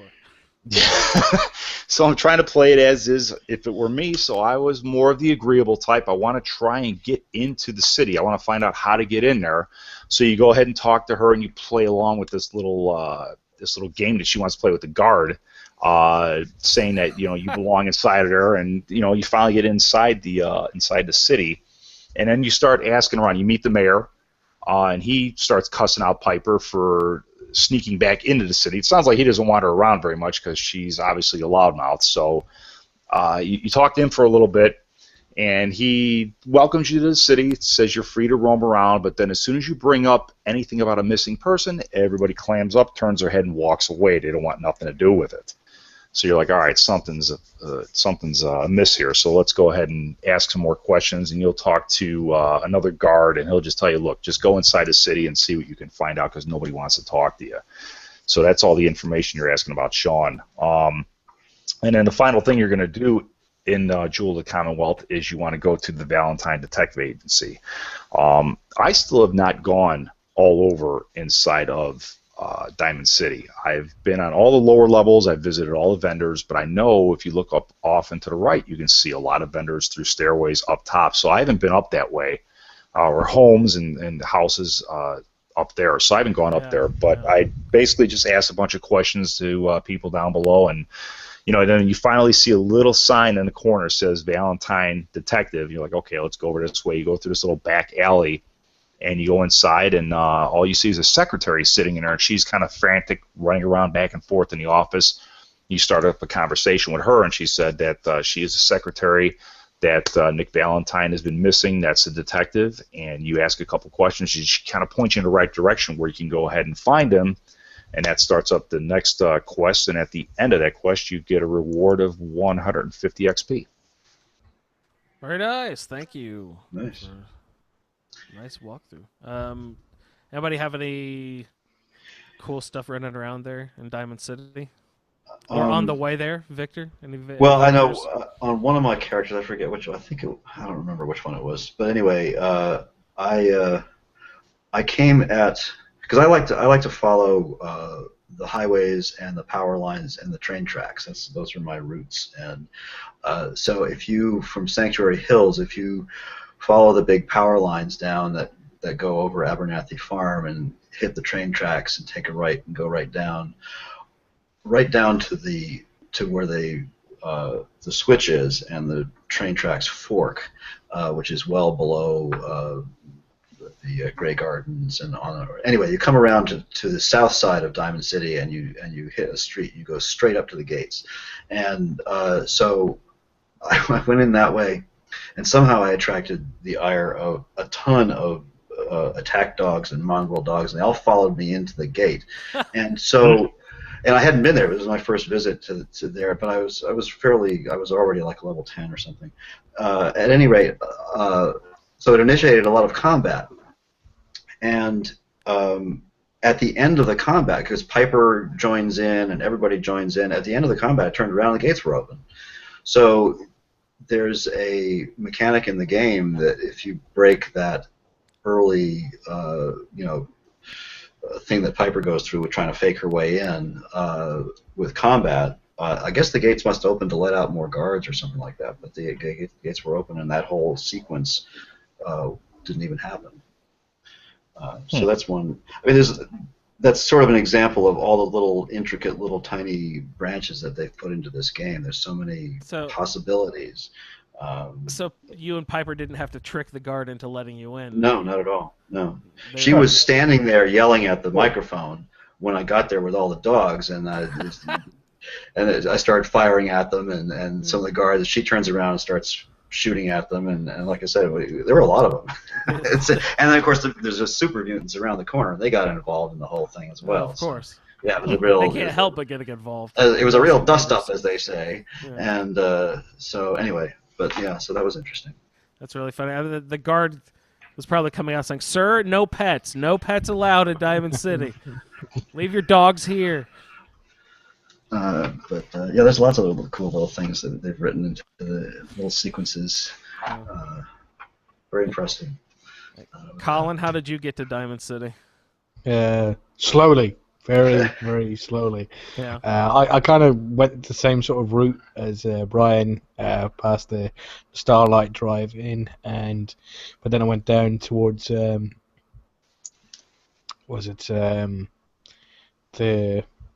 into the Super Duper Mart, and I think I went to 10 Pines Bluff and got the quest to go there, and then from there I went to go and clear out the Corvega plant, which took forever. Mm-hmm. It's big. It's a nice one. With the way I done it is now, because my character, he's mainly a sniper and sneak. He cleared the whole of Corvega, the outside of Corvega, without even being seen. Nobody got a shot off at him once. Then he stepped through one of the doors and died 3 seconds later. Because as I said, he has 1 endurance. So oh dear. Which door did you go in? Where were you? It was one of the ones it was one on the second floor at the back. I walked in and I'm pretty sure it was 6 raiders. Oh God. Were all shooting at him, so he turned around instantly and went through the door. As soon as the door opened, the raiders came with him, and one of them threw a grenade, a Molotov at him. So yeah. Oh jeez. Yeah, I didn't go back through that door. Excuse me. Then after that, I just cleared everything along the way, and then went back to the Red Rocket, stored it. I mostly went around. I did just go out with Codsworth with me the whole time. I've got his perk as well, which is pretty good. Robots do less damage, so it's a pretty good perk to get. Screw those Assaultron guys, jeez. Yeah, I'd heard all kinds of bad things about Codsworth, but like I said, I just recently picked him up, and he was a lot of fun to tool around with. Yeah. Is he super judgmental when you pick stuff up? No. He hasn't been judgmental at all. I mean, he mentioned he has a couple of cute little lines and stuff. I should have written them all down. There's a couple of good ones. And then I was at the settlement, and Kate was. This is another character, but very quickly, Kate was my advanced follower with me, and she'd been back there. And I brought Codsworth over there, and I decided I would take Kate. And so I took Kate to have her follow, and Codsworth spouted off some line about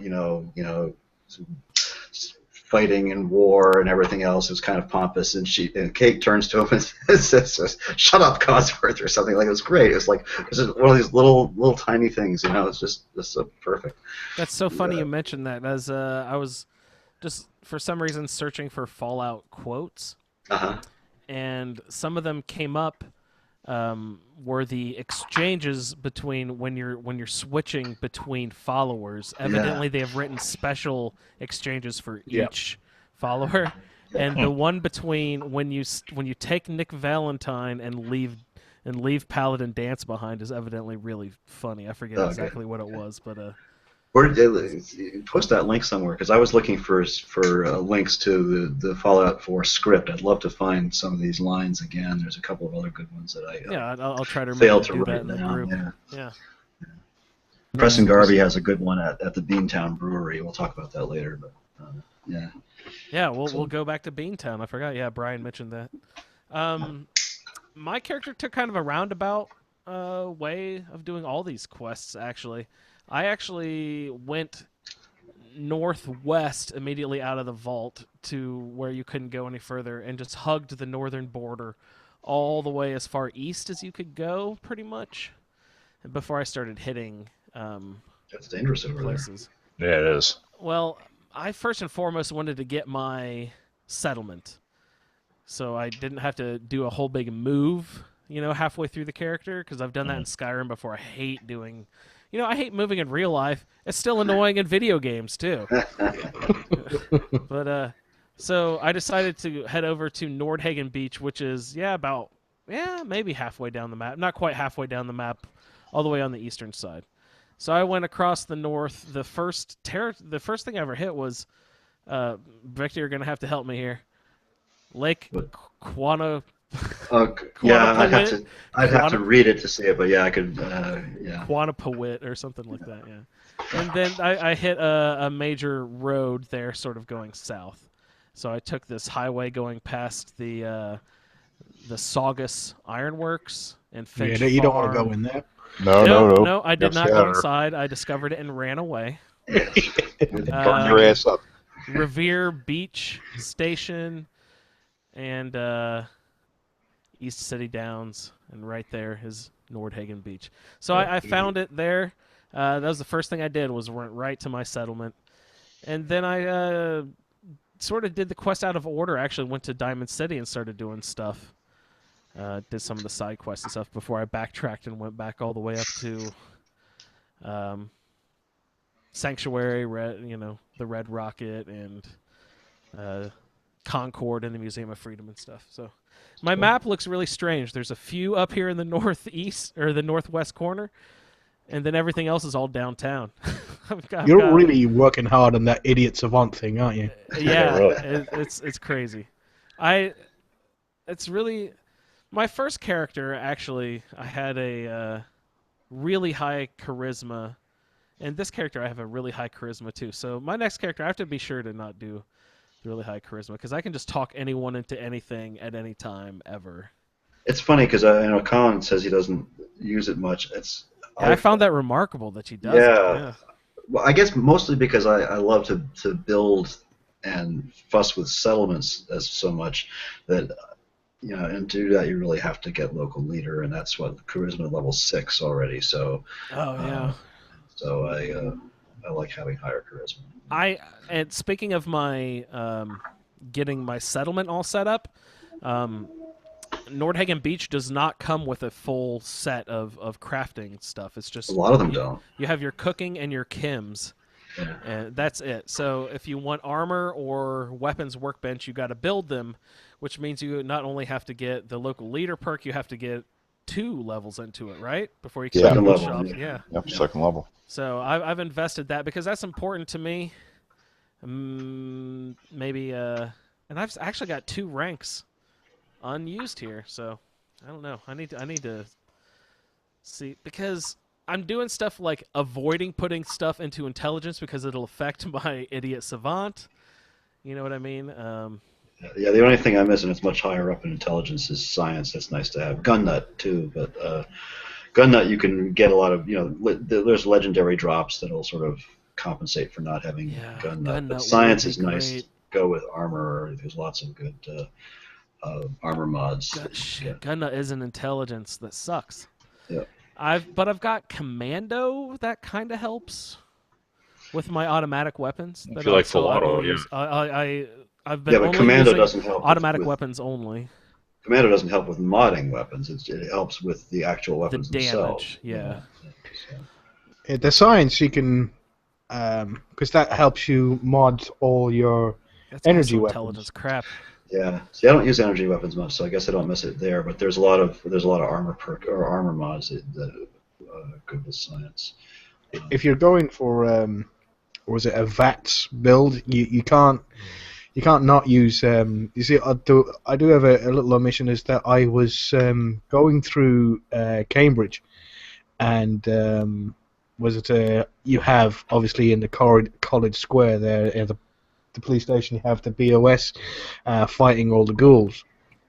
I actually started fighting all the ghouls, and then actually inadvertently started the quest there, which was fire support. Yes. Yeah. And also call to arms. So I was then checking, what do I need to go back? I was actually checking online, and there's something odd that you can actually miss out on a couple of the quests if you carry on going without doing these now. If you carry on going and go through to do the quest with Nick Valentine, where you're getting a clue and like the next ones, where I think where you're hooking up with. I can't remember where it is you have to go. Fort Hagen. When you go to Fort Hagen and things like that, and you come outside, it messes up with that quest. So I actually have done a fire support and call to arms, and that's where you help them clear out all the ghouls outside the police station, and then you go to, I've forgotten the name of the place, ArcJet Systems, and you clear out ArcJet Systems to get them the It's part of the transmitter or something. That I forget what it's called. to boost the transmitter power. Yeah. And once you do that quest, then you get an invitation to join the Brotherhood of Steel. But I said I need to think about it. But that gives you the, I've got the name of the gun now, Righteous Authority. Oh. And that gun, Righteous Authority, your critical meter increases 15% faster, and you do double damage with a critical shot. That's I've got nice. Yeah, How much more damage does a critical shot do versus a non-critical shot? I'm not too sure, Brian. Do you know? I thought it was double damage. Is it? think Okay. Wow. I think it might be double, but I've got the commander perk, so I've got it on automatic. I've got it with an automatic thing on it. Now you were saying that automatic is like lowers the damage. Generally, I found that when I add the automatic mod to a gun, it'll up the rate of fire while decreasing the damage. In general, I found that as a rule. Yeah, I've got Righteous Authority now. It does 63 damage per shot, and its rate of fire is 113. And I've got it as a pistol, so I can get a good 6 shots out of it. And as a pistol, it has a range of 239. What? Wow. And accuracy of 79. Wow. This thing It's just a sniper pistol. That's just a little unrealistic there. yeah, It's like absolutely. putting a scope on your 44 Magnum. You know, I'm gonna really put that up to my eye. Okay. Yeah. It's Kickback will do some damage to your only cheekbone. thing I have close, which is one of my beautiful weapons, which I couldn't believe one of the legendary drops I got. That's enhanced sniper rifle. Oh, nice. Wow. And the range on that, and it has the long recon scope. The range on that is 185. So Righteous Authority with What's the accuracy? The accuracy is 113. Okay, yeah, so it's much higher. Yeah. And this is I got a drop recently, and it's called a nimble maximized plasma sniper rifle. Wow. Range 233, accuracy 185. Wow. 75% movement, faster movement while aiming. Wow. It's like a laser beam. Yeah. It just it one-shots any super mutant. Now, did you modify that with gun nut at all? I don't. I have put nothing with gun nut because you can modify that with science, and science was one of my perks that I got issued with. Nice. Yeah, because gun nut is nice to have if you like to use just standard weapons. On my other character, I did find a 308 rifle. It was called the Mighty 308, which did 25% more damage. So you take that, and then I turned it into a sniper rifle along with the advanced receiver, and I was getting more damage out of that firearm than I was with a 50 cal, and I was able to shoot faster follow-up shots with no recoil. So it was just pop, pop, pop, pop with a 308, but it was doing more damage than a 50 cal, and you were taking out super mutants from a long distance. It had like a range of like 203, and it was popping super mutants like it was nothing. So, having that type of a perk where you can take a legendary weapon and make it even better than when you find it is a nice thing to have. Yeah, that is Definitely. I've got I think 7 sniper rifles. I don't carry them at me on me all time. I have 4. I carry 2, and I have McCready carrying the other 2. And you know he's a sniper himself. I make him walk around with a super sledge. He's in full power armor, T60, and I've got a few enhancements on it. Yeah, I have him with a super sledge. I've got it because I've got all the perks in. Was a blacksmith. I've got the stun on it as well, and the Tesla coils on the power armor. So if anybody gets near him, because he's going all melee, anybody gets near him, the Tesla coils on the power armor electrify them, and he's also got the stun on the thingy. So when he hits them, they get stunned and get knocked to the ground, basically like a paralyze. Yeah, it's one thing that sort of bothers me a little bit is that all those mods that you put on the power armor don't really show up in the game. It's too bad. But I mean, paint jobs do, but things like Tesla coils don't really show up on the armor, do they? No, you just see the effect on the Right, enemy as the effect, but yeah. That's no fun. Yeah. Now, isn't a McCready character, if he's primarily a sniper, I've never used him, so if you were to use him just as a sniper, does he have like a bonus damage that he does if he uses a sniper rifle only?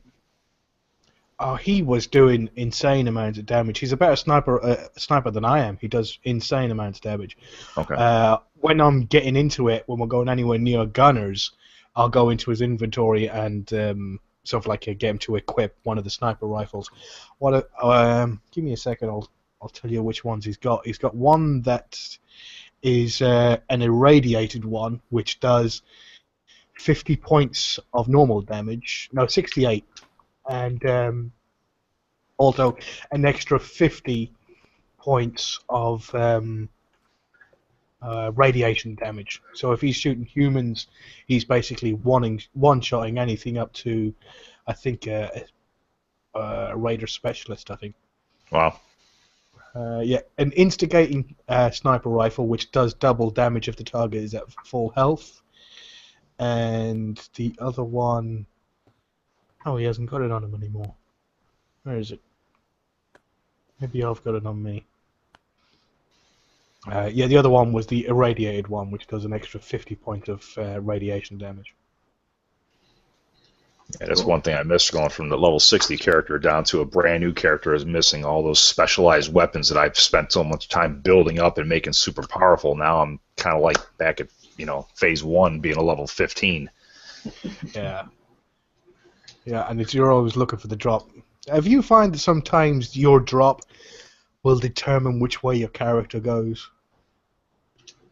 Like, have you changed your character to fit the drop that you've got?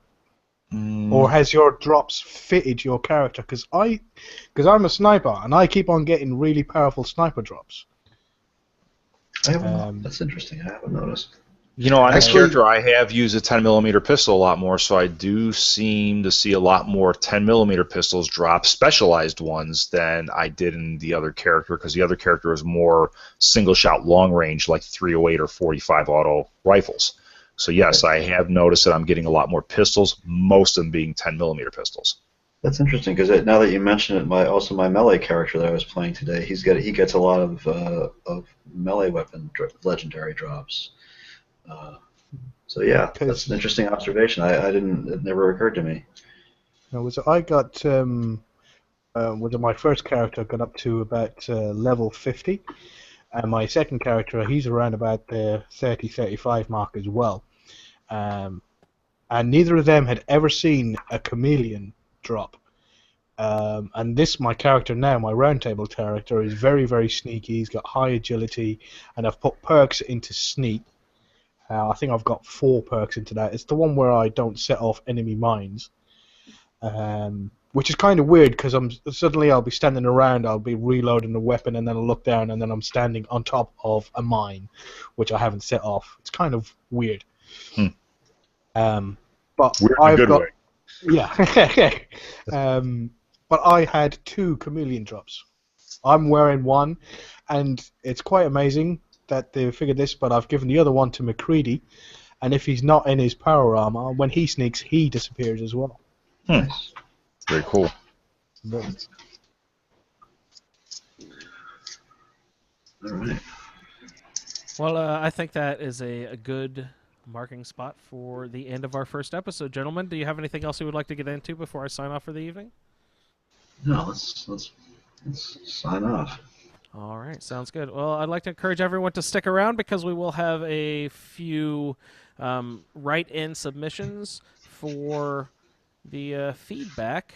And if anyone is doing a play-along character, we encourage you to go ahead and record your thoughts about your character, some of your adventures, ins and outs of doing the quests that we have played, and go ahead and send those in, and we'll tack them onto the show so everyone can help participate in our lively community, which is the first and foremost important thing of this whole project, is including everyone. So, again, here from Colin, Victor, Brian, and Andrew, I'd like to thank all of our listeners for tuning in, and we will see you next time. Absolutely. Happy fallouting. Oh, no, you didn't. Ah. Sorry. All right, we'll take a couple minutes break here if you guys want to, and then we'll come back for part 2 next episode. Okay. yeah, All right, I'll be back in a gonna minute. get a drink. All right.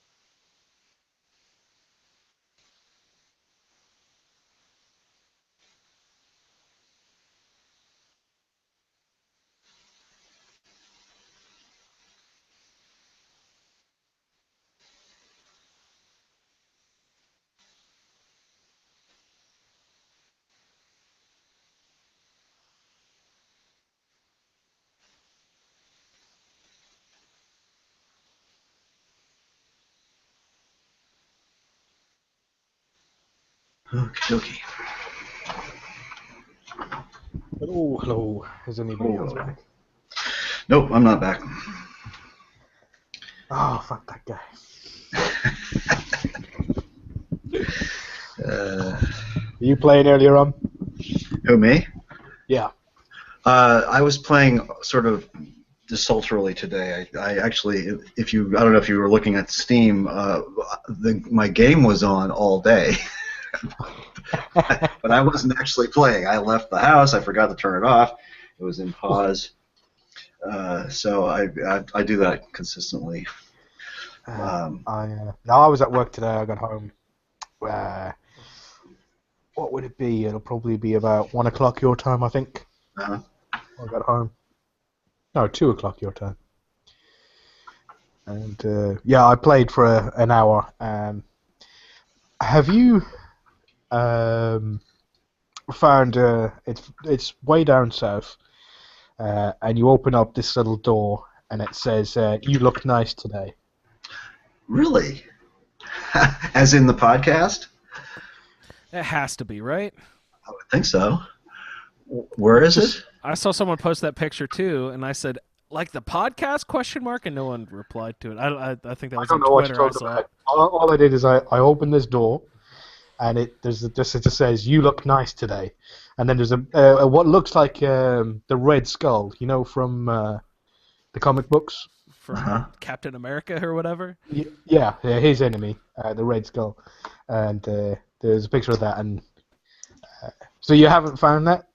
No. Has anybody found that? I have not. No, I've seen a picture of the door or whatever. But what happens there, or do you not want to spoil it? I don't want to spoil it.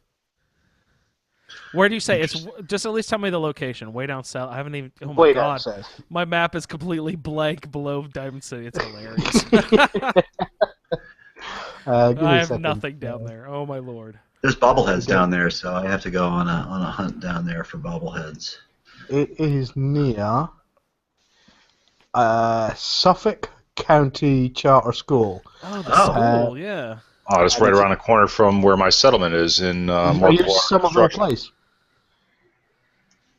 Yeah, so it's in between. Let's see, Suffolk. Is that County where the Charter. pink goo Yes. machine is? I ran into that my first playthrough. Yeah. Weird. There's a police station down there too, right? Mm-hmm. Yeah. That's why I waited the level I'm at to go down there because it's a little dangerous. I tried going down there at like level 6. It fucking Yeah. Oh goodness. No, it's pretty bad. Yeah, you get into that marshy, swampy area down there. There's bugs and stuff and everything. Well, at Murkwater, you had there was a queen down there, so I had to fight her ass, and yeah, she was rough. Is that your settlement, Brian, Murkwater? Yeah, it's a shithole. Yeah, I knew somebody drew it. Maybe Juan did too.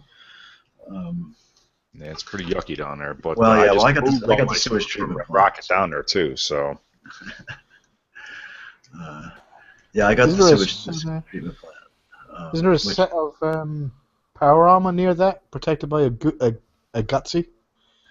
Yeah, Just it's near that out side? on one of the peninsulas. Yeah, I have a map that has some of those things marked on it. I can turn the markings on and off, and yeah, there's a set of power armor out there. And Have you guys seen Fallout4map.com? no, It's just a really cool interactive map. You can have it click on and off different categories of stuff. Like you can be like bobbleheads, and it'll show you where all the bobbleheads are, or different cities, or yeah, that's basically what this map does. This is a texture overlay mod for the Pip-Boy map, which is basically a Google satellite style aerial view that this nice. guy created out of That's by incredible. flying. Yeah, it's really cool. He flew over the whole thing at a high altitude and took screenshots or something. I don't know how he did it, but it's very cool. And you can turn all the markings on or off, but whether is this show material? Should we be talking about this? Well, we're still live, aren't we? We're live, but let's go ahead and start episode 2. Okay. Shit, Yeah. I have to check the YouTube. Give me a second, I'll put the YouTube thing on, see if there's anything going on in the chat. Someone Oh, did yeah. comment about the dog handler's name. There was one comment. Oh, good. Okay. Gene. Gene. Yep. Yeah. Thank you, Tower 19D. I don't know. I haven't been paying attention. I should be. My Tower apologies. 19D. Thank you, Yeah. sir. All right. Well, let me dig out my paperwork here. We'll go ahead and start episode 2. All right. Welcome to the second edition of the Fallout Feed Roundtable. It's the second episode of Season 1. We are the show who compares and contrasts Fallout experiences through a lively roundtable discussion by playing through the same quest with characters who have been randomly assigned drastically different attributes. Welcome, everyone! Hello. Hello. And just like last episode, we are also joined by Victor, Colin, and Brian. Hello, gentlemen. How is everyone doing this evening? quite well. Good, thank you. Great. Pretty much the same as last time. As Coincidentally an hour enough, and a yes, half ago. Yes, I am too. Yeah, it's Okay. very. I feel very similar, except that I now have a fine adult beverage next to me, whereas I did not before. So for our podcast listeners, Victor, would you like to briefly just touch on what you were just discussing? I thought it was sort of interesting subject matter. Oh, well, this is mod related. I don't know. A lot of people may or may not be interested in the mods, but this one is just a mod that adds an aerial satellite map view to the Pip-Boy map, so you get a color satellite image on your Pip-Boy screen.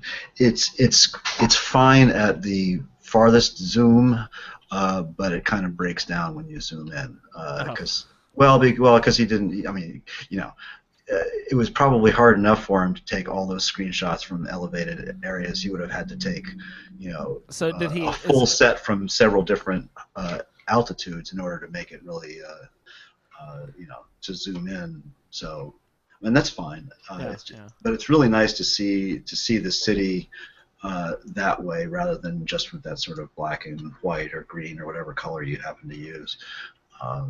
And by the way, I cannot stand that bright green. It just drives me bad. Yeah, what color did you change yours to? I go with white. Yeah, I changed mine to white on your recommendation, and that's what I've used since. I've seen some like purple and stuff looks kind of cool, but I think that might drive me nuts eventually too. Yeah, it looks cool for a while, then it gets really tiring. Yeah. Plus, if you have it white, then you have a white light when you turn your Pip-Boy light on. Right. So, yep. Oh, it's though I didn't even think of that. Yeah, it sucked to have like a purple light. Yeah. Unless you're looking for stains on sheets or something. Yeah. You got the Moody Blues on, and you're just having a daddy cigarette. Oh, Moody Blues. Good lord. With McCready in his power armor, he has the light on his helmet, and I've put the bright light on it, so when he's walking behind me, he lights up the entire room if I'm not sneaking. Oh, if you go into sneak, he turns it off, and then when you Nice. come out of sneak, it turns it back on again. Huh. Cool. Weird. Very smooth. Nice.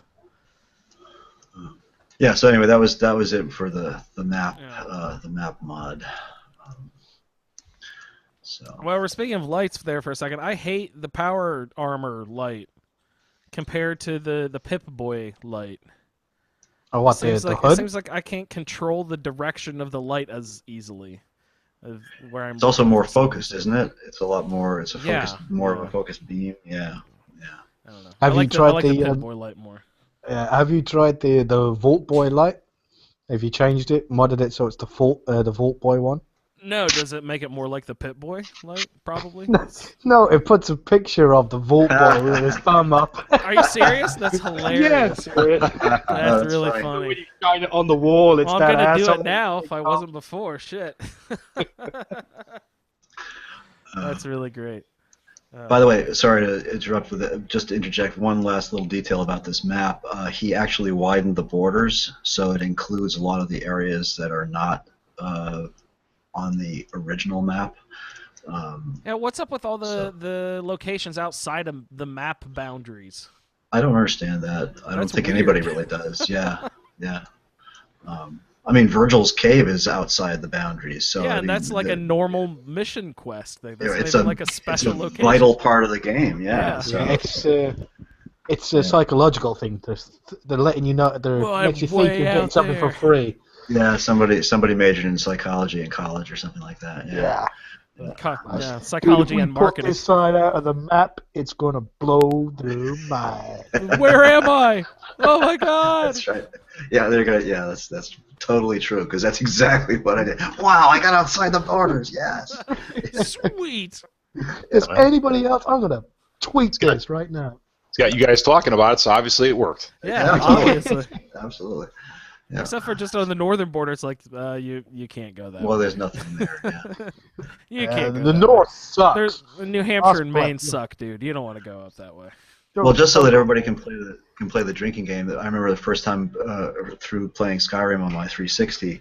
There are areas on that map where you can get outside and just continue going and going and going and going. On the. Oh wow. Yeah. So. Everybody drink, right? I guess so, yeah. According to Colin, anyway. All right. Well, anybody have any funny or interesting, just sort of weird character stuff you ran into before we launch into our quests for this week? Oh, gosh. If you want character introductions, you can refer back to the first episode of the very beginning. We introduced all of our characters there. If you guys want to, next time you speak, you can give like a brief sort of recap if you would like. But yeah, do we have any interesting, funny stuff go on, Brian? No, I was just going to ask. I'm sure everybody's come across it, but I want to know what you guys did. Where you come across two guys arguing. One guy's got his hands above his head, and the other guy's holding the 12 gauge to his head, saying, "Hey, you're a synth," and they're arguing back and forth. What did you guys do? Walked away. For the first time, I ran across that, like just yesterday or 2 days ago. That's so funny you bring that up. So what'd you do? Oh, I'm Institute all the way. Gotta kill the guy who's accusing of being. But how do you know which one's which? Yeah, exactly. It's a 50-50 chance. That's like the door in was it the Labyrinth or Alice in Wonderland? You have to ask. Exactly, yeah. You have to ask one door. What would you do if you were the other door and do the opposite? Right? Isn't that the answer? I think if that's the answer or not. I don't ringing remember. a bell. Oh yes. God. That's. I'm sorry. I don't know. What did you do, Brian? I used the. Let me see which option. Colin walked away. I think it was the bottom option, which was I'm not getting involved. You guys go ahead and settle this on your own. And the one dude shot the other guy, started to walk away. So I went to loot the one guy. I saw that he did not have any synth components on him, so I knew that was a human. So, of course, I looted him, took all his shit from him, and then I pulled out my trusty combat shotgun and walked up behind the other guy, went into VATS, and put 3 shots in the back of his head and lit him up. Was he also, was he a synth, I hope? He was a synth. And not just his twin brother pulling a cruel joke? Nope, it was a synth, and I took the synth component along with his shotgun and everything else he had. When you say synth components, what do you mean? Synth component. Yeah, well, he's a synth, and that's basically what determines whether or not he was a synth or not. I mean, can you sell those? I don't even remember. Is it just in his inventory? It's just an object called a synth component? Yeah, that's what it's called, yeah. I don't think I've run into that. I obviously didn't kill the synth. Do you think that changes, or is it the same every time? I don't know, because after the first time I encountered that, I just killed them both every time. I just waste them. That would be funny if you noticed they switched. Oh, man. They might. I like walking away, and then like you get about 10 steps away, and then you just hear 2 gunshots, and then you just carry on walking. So I'm like, well, because I used a speech check to try and sort of like, calm the situation down, but obviously I failed. And then I was like, all right, all right, later. And then I just sort of like walked away. You get about 10 steps, and then you hear a couple of shots, and then you hear nothing else. But if you go in, I was going to say, have you been to Good Neighbor yet? Right, many times. I just found it yesterday. Yeah, because as you're walking around there, they'll kill a guy and say he was a synth. And some of the stuff that the people say in Good Neighbor is the most hilarious shit you will ever hear in the whole game. Yeah, the 2 guards kill this guy, and you're walking up and we're like, God damn it, I can't believe it was. I can't remember the guy's name, but let's say it was Jerry. And was it the going? He asked the guard, and he was like, yeah, just yesterday he stops cheating on his wife, gives up drinking, I'm not saying he wasn't an asshole, but at least he wasn't a synth. But if you search that body, he's got a synth component on him, so it says that he's a synth.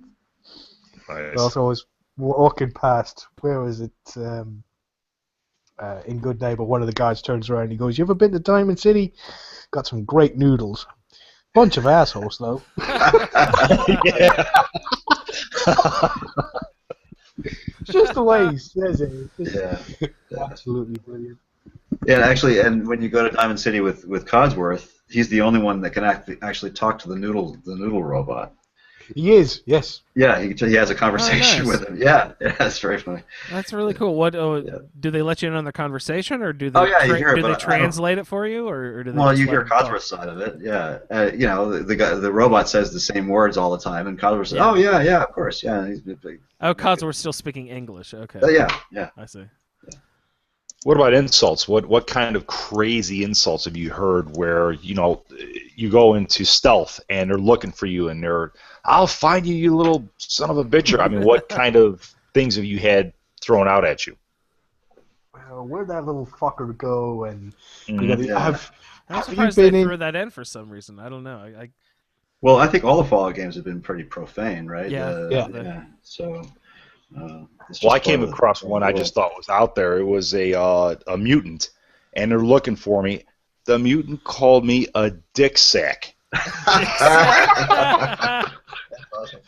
It was the coolest thing. Oh, that's and I didn't even think to hit the record that on the Xbox, and I should have because it was awesome. I was inside of a building, and I'm sneaking around. I stood up to collect some stuff, and he's like, I hear something. So I went back into stealth. So I'll find you. And a little pause, and you little dick sack. I was like, holy shit. Awesome. Awesome. Yeah. Oh, that's I great. love it when the super mutants throw a grenade at you and they're like, "Here, catch!" Yeah. or something. You're like, "Holy shit!" Or something like, yeah, some other thing of when they're throwing grenades at you. It's brilliant.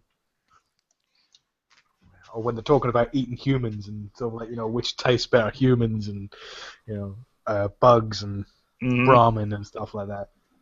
Well, that's what Strong keeps saying. Either he wants to go smash things when he's sitting at the settlement. He either wants to go smash things, or humans look funny, is his other one, or I can't wait to go eat a human. It's like, man, I'm standing right next to you, Jack. You don't see I'm a fucking human? Yeah, he's got a constant run of just muttering stuff. I have him sitting at an empty Red Rocket right now, and he's constantly at the chem station just muttering to himself. Hey, he's always at my chem station. He never He's like, shuts I'm up. bored. I want to smash. Yeah, I had to send him away. I had to send him to Sanctuary because I had him at the Red Rocket, but I couldn't stand him. He just would not shut up. The whole time while I'm there trying to craft, he just incessantly going on and goes, I'm hungry. I want someone to eat. Instead of something, he says Someone. Yeah. Oh, you. We better hope he's not crafting up some barbecue sauce to pour on your ass and start chewing on you. Yeah. Yeah. And watch where you sleep.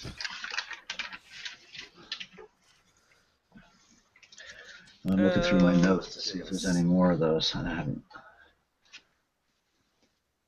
No. Dick sack.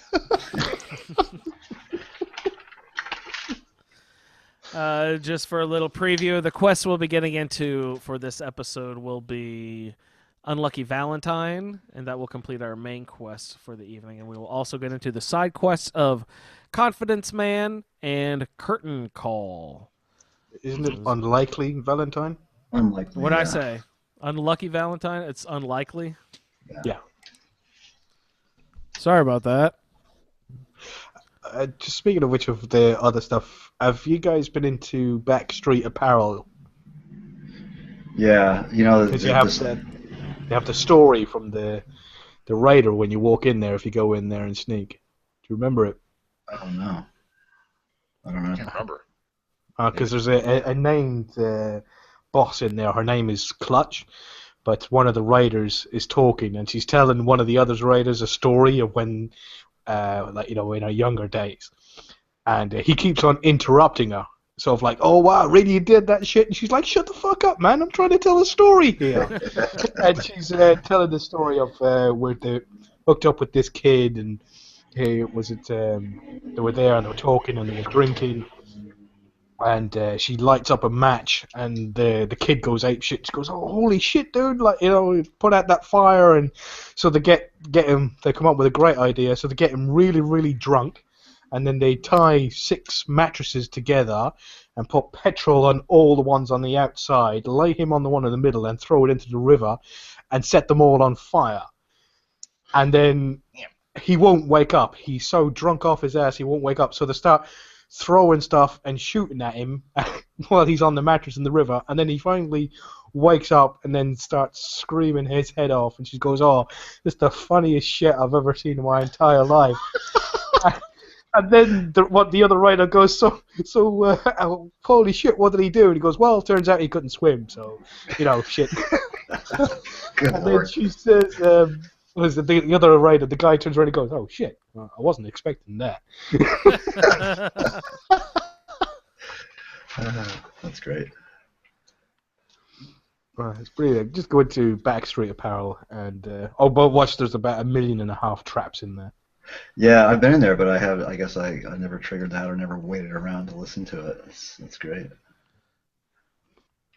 And I thought you were. And there's a clothing store somewhere else where the script for the NPC is not verbatim, but it's basically exactly the same kind of snotty thing as in that other game in that wealthy town. Where you go into the clothing store. The Bethesda developers must have a thing about clothing stores. No, they don't like them. I don't remember that one. Yeah, there's a it's not, is it? It might be Fallon's basement. I don't know.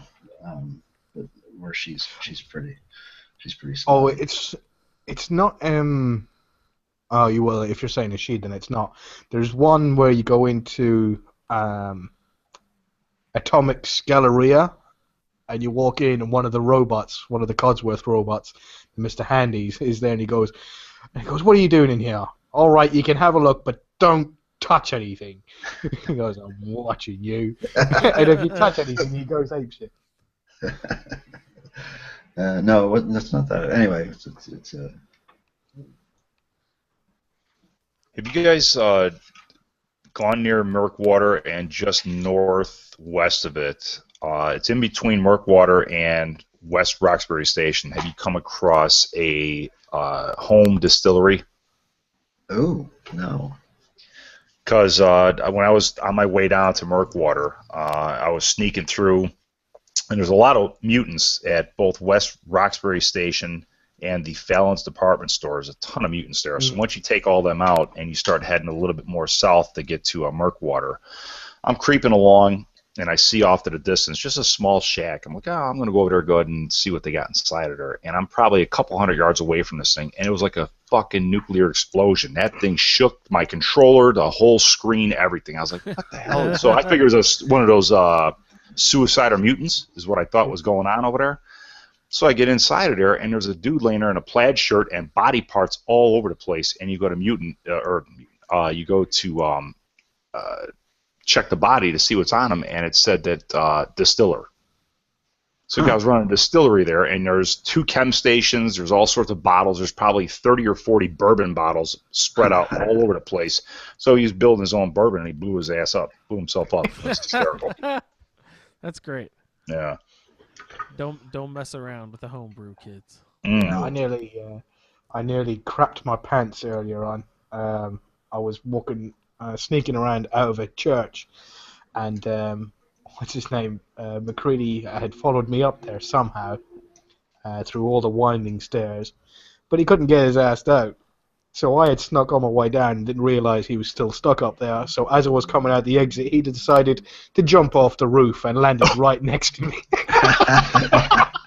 Oh, here it comes, bang! The whole screen shaking. I've got my earphones on, and was it the volume turned up to the last? So yeah, I nearly just grabbed my pants, grabbed hold of the the keyboard, pressed about 30 keys I didn't want to press. Never again, please. That's funny. Well, let's go ahead and roll into some quests then, I guess, for tonight. Sure, why not? So last episode we finished off with we had, what are we doing? We're promising Ellie Perkins that we're gonna go find her boss man detective, I guess. Is that correct? Is that where we were? Yeah. The end of Jewel of the Commonwealth. So I said unlucky. Unlikely Valentine, correct? Correct. Yes. All right, well, we'll go ahead and roll into that then. Any volunteers? Let's see. Brian, would you like to roll us into unlikely Valentine? I did Jewel of the Commonwealth, so why don't we maybe do Okay. Victor? All right, Victor. Okay, sure. All right, so you've already talked to Ellie and gotten the quest marker to find Nick, which is at the Park Street station, which is a subway station. And it is at the corner of a rather dangerous place, if I remember correctly, is it not? At the Boston Common.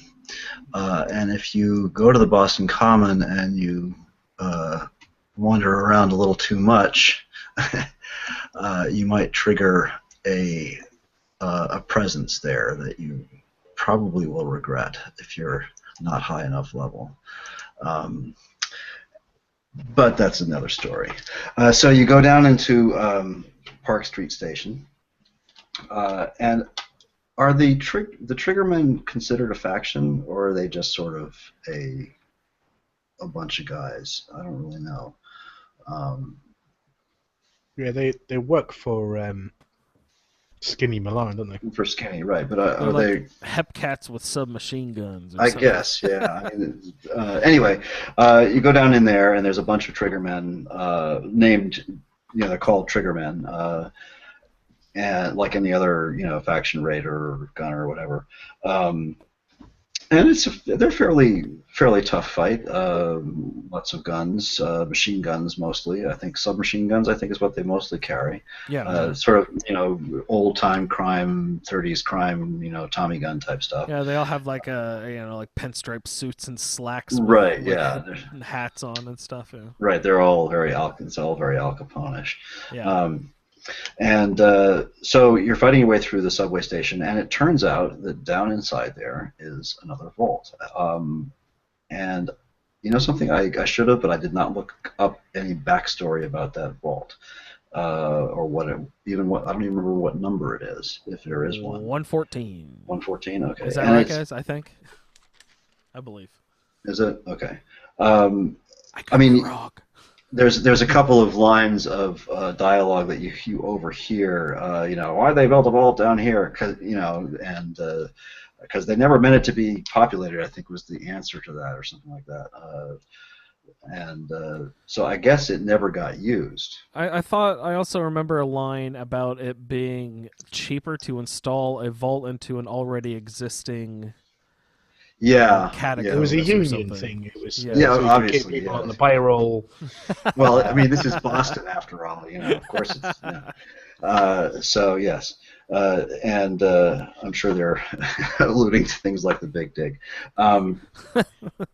So anyway, you go in there and you fight your way through, and eventually you come to I think it's a cafeteria area in there where you.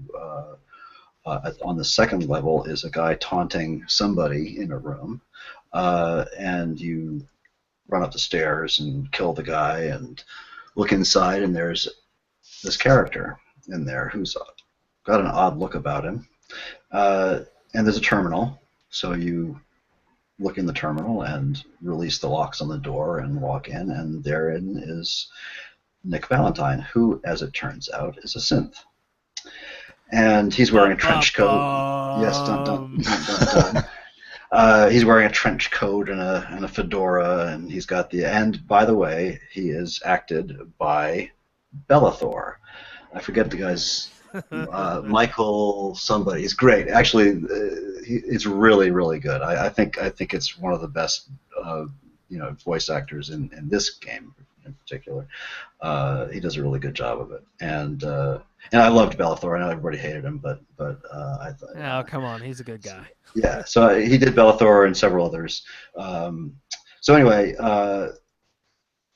you meet Nick, and Nick leads you out through lots and lots of turns and twists and stairs, and he makes comments about the builders of the place and the stairs and blah blah blah. And eventually, after killing many more Triggermen, you make it to the exit room, and there are. Well, I'll let you guys fill in the details because there's a little backtracking to speak about why Nick is there in the first place. I'll let somebody else fill that in. But there is Skinny Malone and his girlfriend. Now, there are several ways of making this play out. If you have high enough charisma, you can talk them into letting you go. There are speech options for that. There is the blast your way through option, which Nick likes to make comments about. And if you have given Mama Murphy some jet the second time, I think,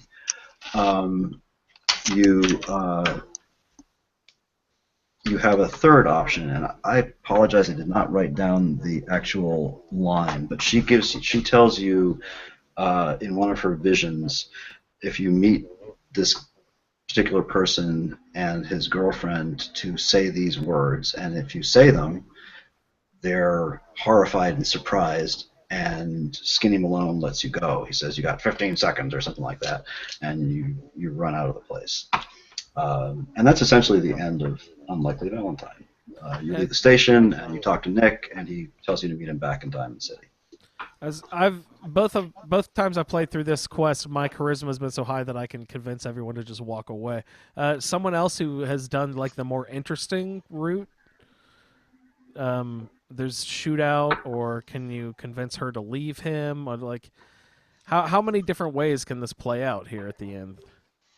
Well, you can say to the girl, because I think her family or her boyfriend or husband or someone like that reports her missing to Nick Valentine, and he's hired to find her.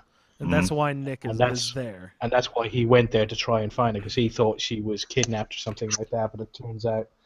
Because he calls her two-timing, so I think it might be her boyfriend or her husband who's made the report that she's gone missing.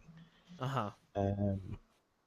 But yeah, you hear, as you walk into the station, two guys talking, and one of them is saying that he thinks Skinny Malone's going soft because he found that detective, and he didn't plug him. He just locked him up. And one of the other guys turns around and goes, "Well, don't let Darla hear you say that, or she'll smash your face in with that bat of hers." Excuse me. But yeah, you can you try and talk to her and say, "Look, your family wants you back," or something like that. So you just like leave and go. I don't think it's anybody's particularly surprised, but yeah, she didn't listen to a word I had to say. Mm-hmm.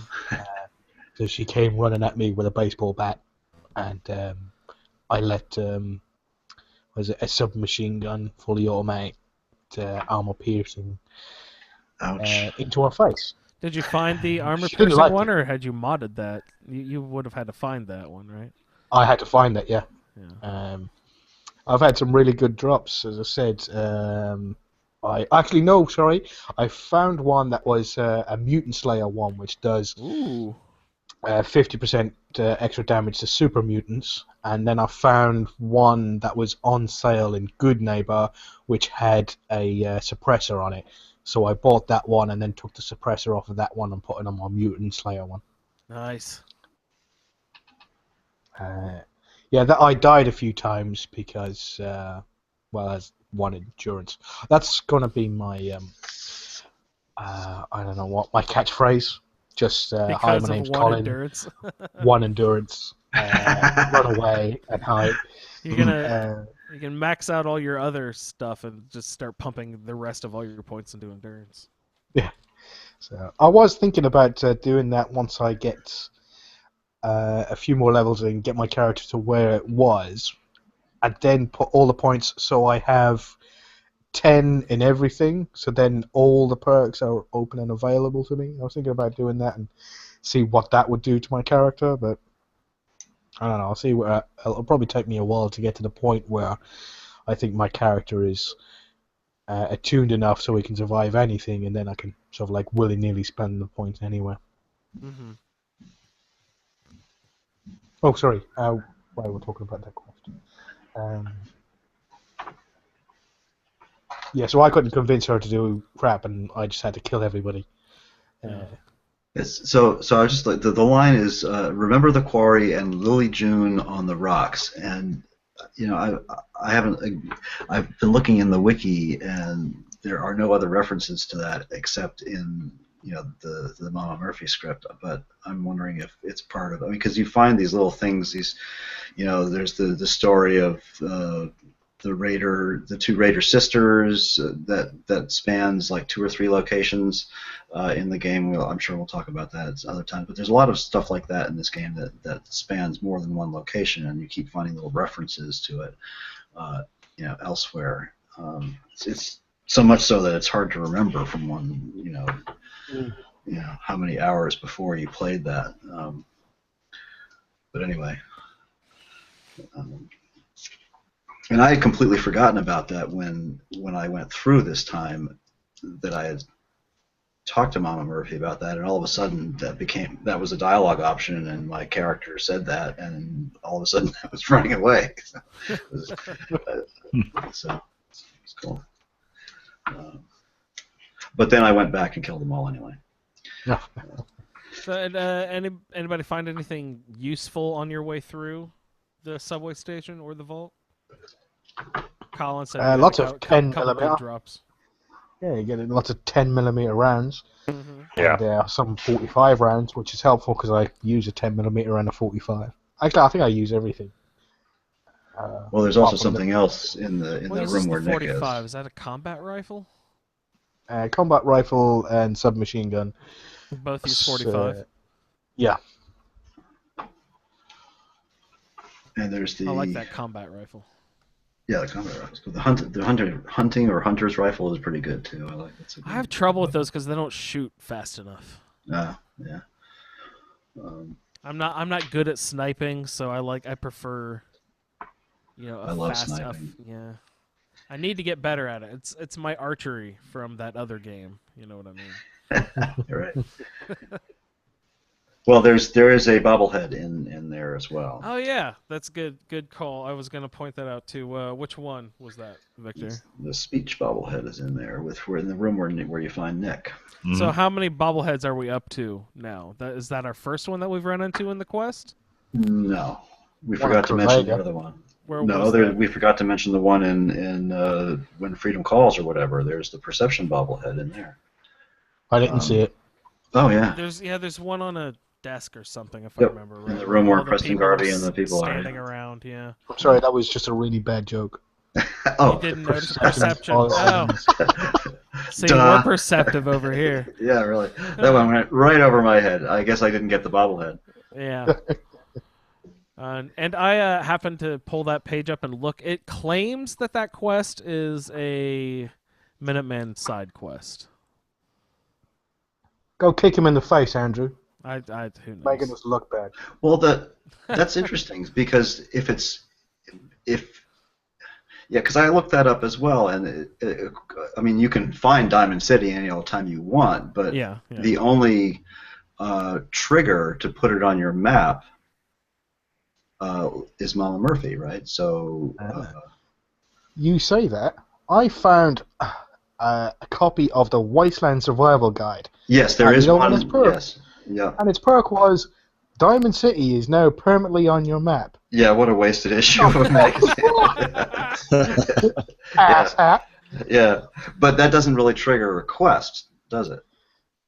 No, but it's just, I was like, what the fuck? Yeah, really. That's what I get? No, I don't know where I was and what I had to kill to get to it, but I was This game sucks, man. Yeah. I was going to head off to the Commonwealth and find that other Volt asshole who had written that fucking thing and give him a kick. Yeah, I felt the same way. Being that the commando perk is one of my perks, which enhances your automatic weapons, I was glad to go through this early on because you get lots of nice submachine guns. Those are fun to Mhm. use.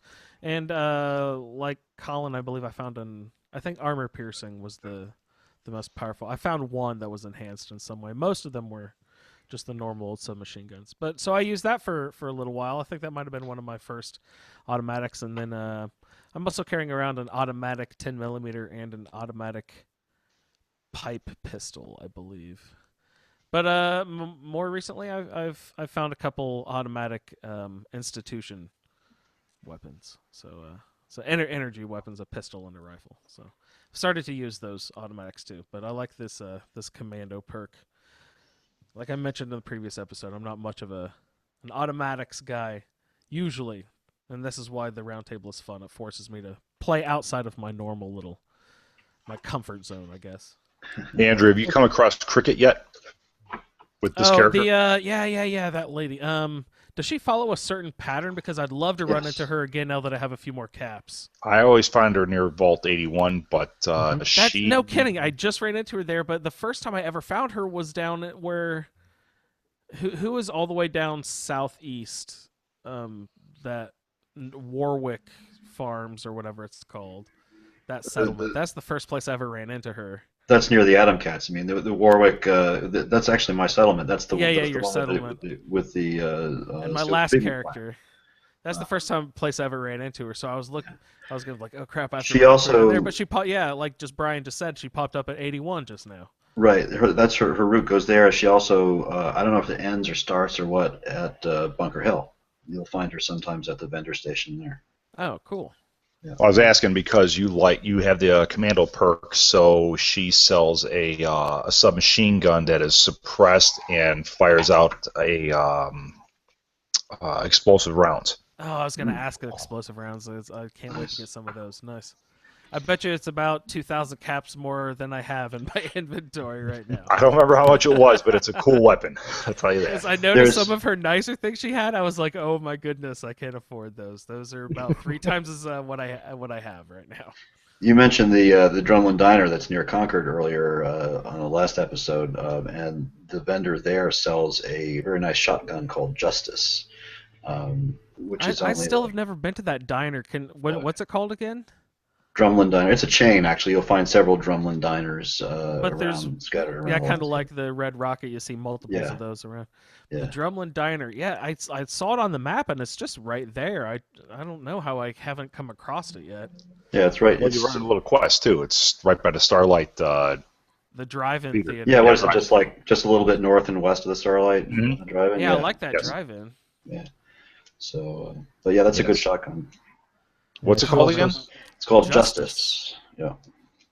Well, it's Trash Can. Are you talking about the owner of the thing or Trash Can Carla?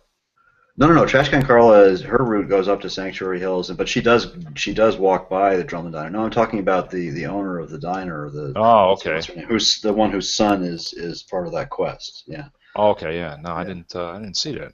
Trash Can Carla. She has another weapon there because I bought another weapon off her. Was General Chow's. Oh really? Oh cool. The sword. The sword, yeah, because with my character's background and what he has a lot of strength, but I haven't really done anything with it apart from being able to pick up a lot of crap. I haven't put anything into melee, but he does a crap ton of damage because he's so strong. So I think he's got 7 in strength. I think it is. What is that the sword like? Its passive is. Doing 50% more damage to robots, but I don't use it obviously for hitting robots with. Yeah. It was because it done so much damage. It does like when I first bought it and it was like really low level, it was doing something like 50 odd damage. Wow. because the blade is serrated, so it does a hell of a lot of damage. And I was using it to take out the bosses in all of my fights, because you know how the boss is nearly always on his own or on her own in a room secluded from everywhere else. I just come up, sneak up behind, and then VATS hit 95% from behind. Sully Mathis. I came up behind him, and he had like full-on, cage armor? Yeah, I think it's something like that. Yeah. This is at the second time you see him. Yeah, Yeah. man, he took a lot of hits. Yeah. I thought I had to use a critical to be able to on the last hit because I didn't think I was going to be able to take him out. That's a And it's slow weapon, right? That one's a slow speed. medium. Oh, it's medium. Oh, okay, interesting.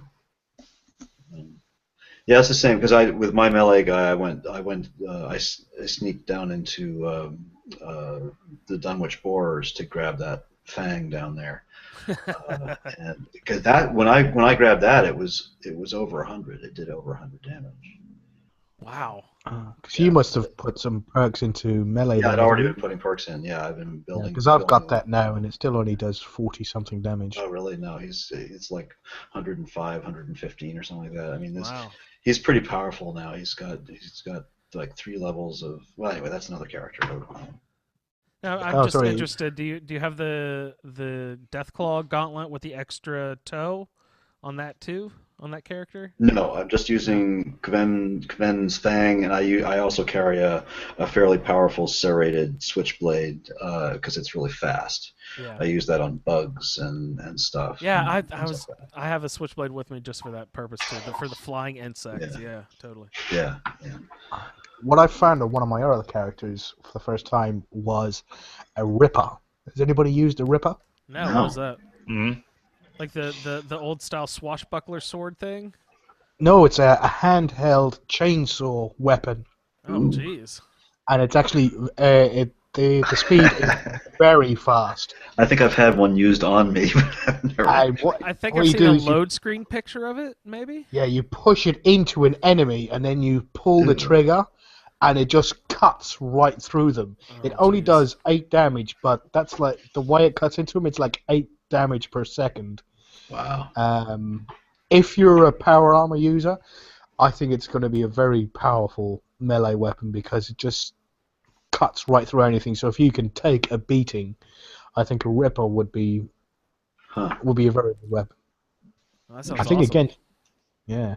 There's also a couple of legendary drops. I haven't seen one. I haven't picked one up yet, but I think somebody posted in the Facebook group of a legendary drop of one of those. Huh. Cool. Wow. I just got a junk jet yesterday, so I haven't tried it yet. Is that a permanent location drop? Because I'm interested in picking that up since I'm a concentrated and heavy. I don't even remember where I got it, honestly. I've you've heard done that the you same- can get it from the Brotherhood. Yes, I had to admit that I jumped ahead and skipped, and you sat there and let me admit it and didn't admit it yourself, Victor. It's disgusting. That's I'm not that's jumping in the ahead. That's on a different character. I'm not. So I'm. that's Is it part of a whatchamacallit. quest? I apologize. I didn't realize it was. Yeah, it's the BOS quest where you go into Arc Jet Systems. Oh, It's in the okay. basement where you go with Paladin Dance. Okay. Well, Which I have to go do because I need to George get Clooney. Paladin on my side. Sorry, Brian? I said AKA George Clooney. George Clooney.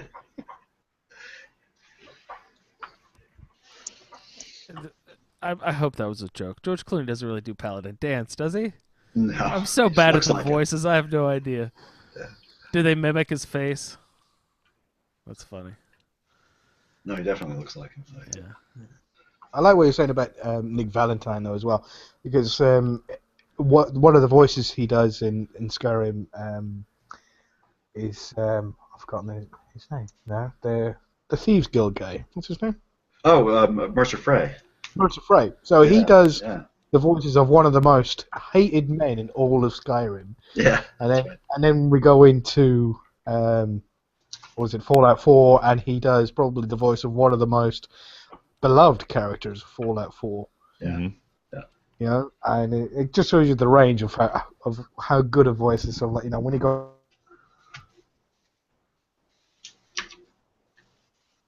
Ooh, what happened? Colin, did you bug out on us, son? Well, Colin was drooling over Paladin. Mercer Frey. for Yeah. Mercer Frey and Who wouldn't? Paladin dance. Oh no, I keep getting crippled, guys. Oh, are you playing too? I was just trying to find Cambridge for a second to go pick up the our dear paladin to see if he would court me around and let me join his little faction. Yeah, Hey, where am I going to run into Kate's? Because that's supposed to be my romance option. Where do I find her? combat zones. It's right near Good Neighbor, basically. It's right down Okay, there. I've been told to go there. I just haven't eastern gone side there of yet. the city. Yeah. Yeah. Is it on your map already? Yeah, it's already on my map. Yeah. Oh, okay. Yeah. Just be prepared when you go in there. That's all. That's all I will say. Hey, it's me. I'm always prepared. I was going to say, we were talking about the assigning side quests, and we said we mentioned Pickman's Gallery, but we couldn't find a quest for it. I bloody found it as well. It's I've forgotten his name. Hancock gives you the quest. Oh, nice. Oh, to go to Pickman's Gallery. So if you ever go in and speak to Hancock, he'll give you the quest to go to. Speaking of Good Neighbor, I just had a really fun interaction with Hancock there the first time you go in to Good Neighbor. Yeah. It was really he's great. my favorite character, man. He's great. Yeah. By the way, that first encounter there when you walk into Good Neighbor, you cannot make that come out any differently. Dude always gets it. Yeah. Even if you shoot, even if you have high enough charisma to calm him down, Hancock still walks up to him and does the deed. Shanks him. Yeah, shanks him. Yeah. He stabs him like 6 times in the gut, like a prison movie or something. Yeah, exactly. That's exactly what it is. It's right straight out of it. Yeah. Oh, good guy though. Good guy. Yeah. He's a good follower. I've never used him. He's one Yeah, of the few me that neither. I haven't gotten back to my place yet. Well, it's funny. It's my daughter Kate, aka Ginger Sherman, by the way.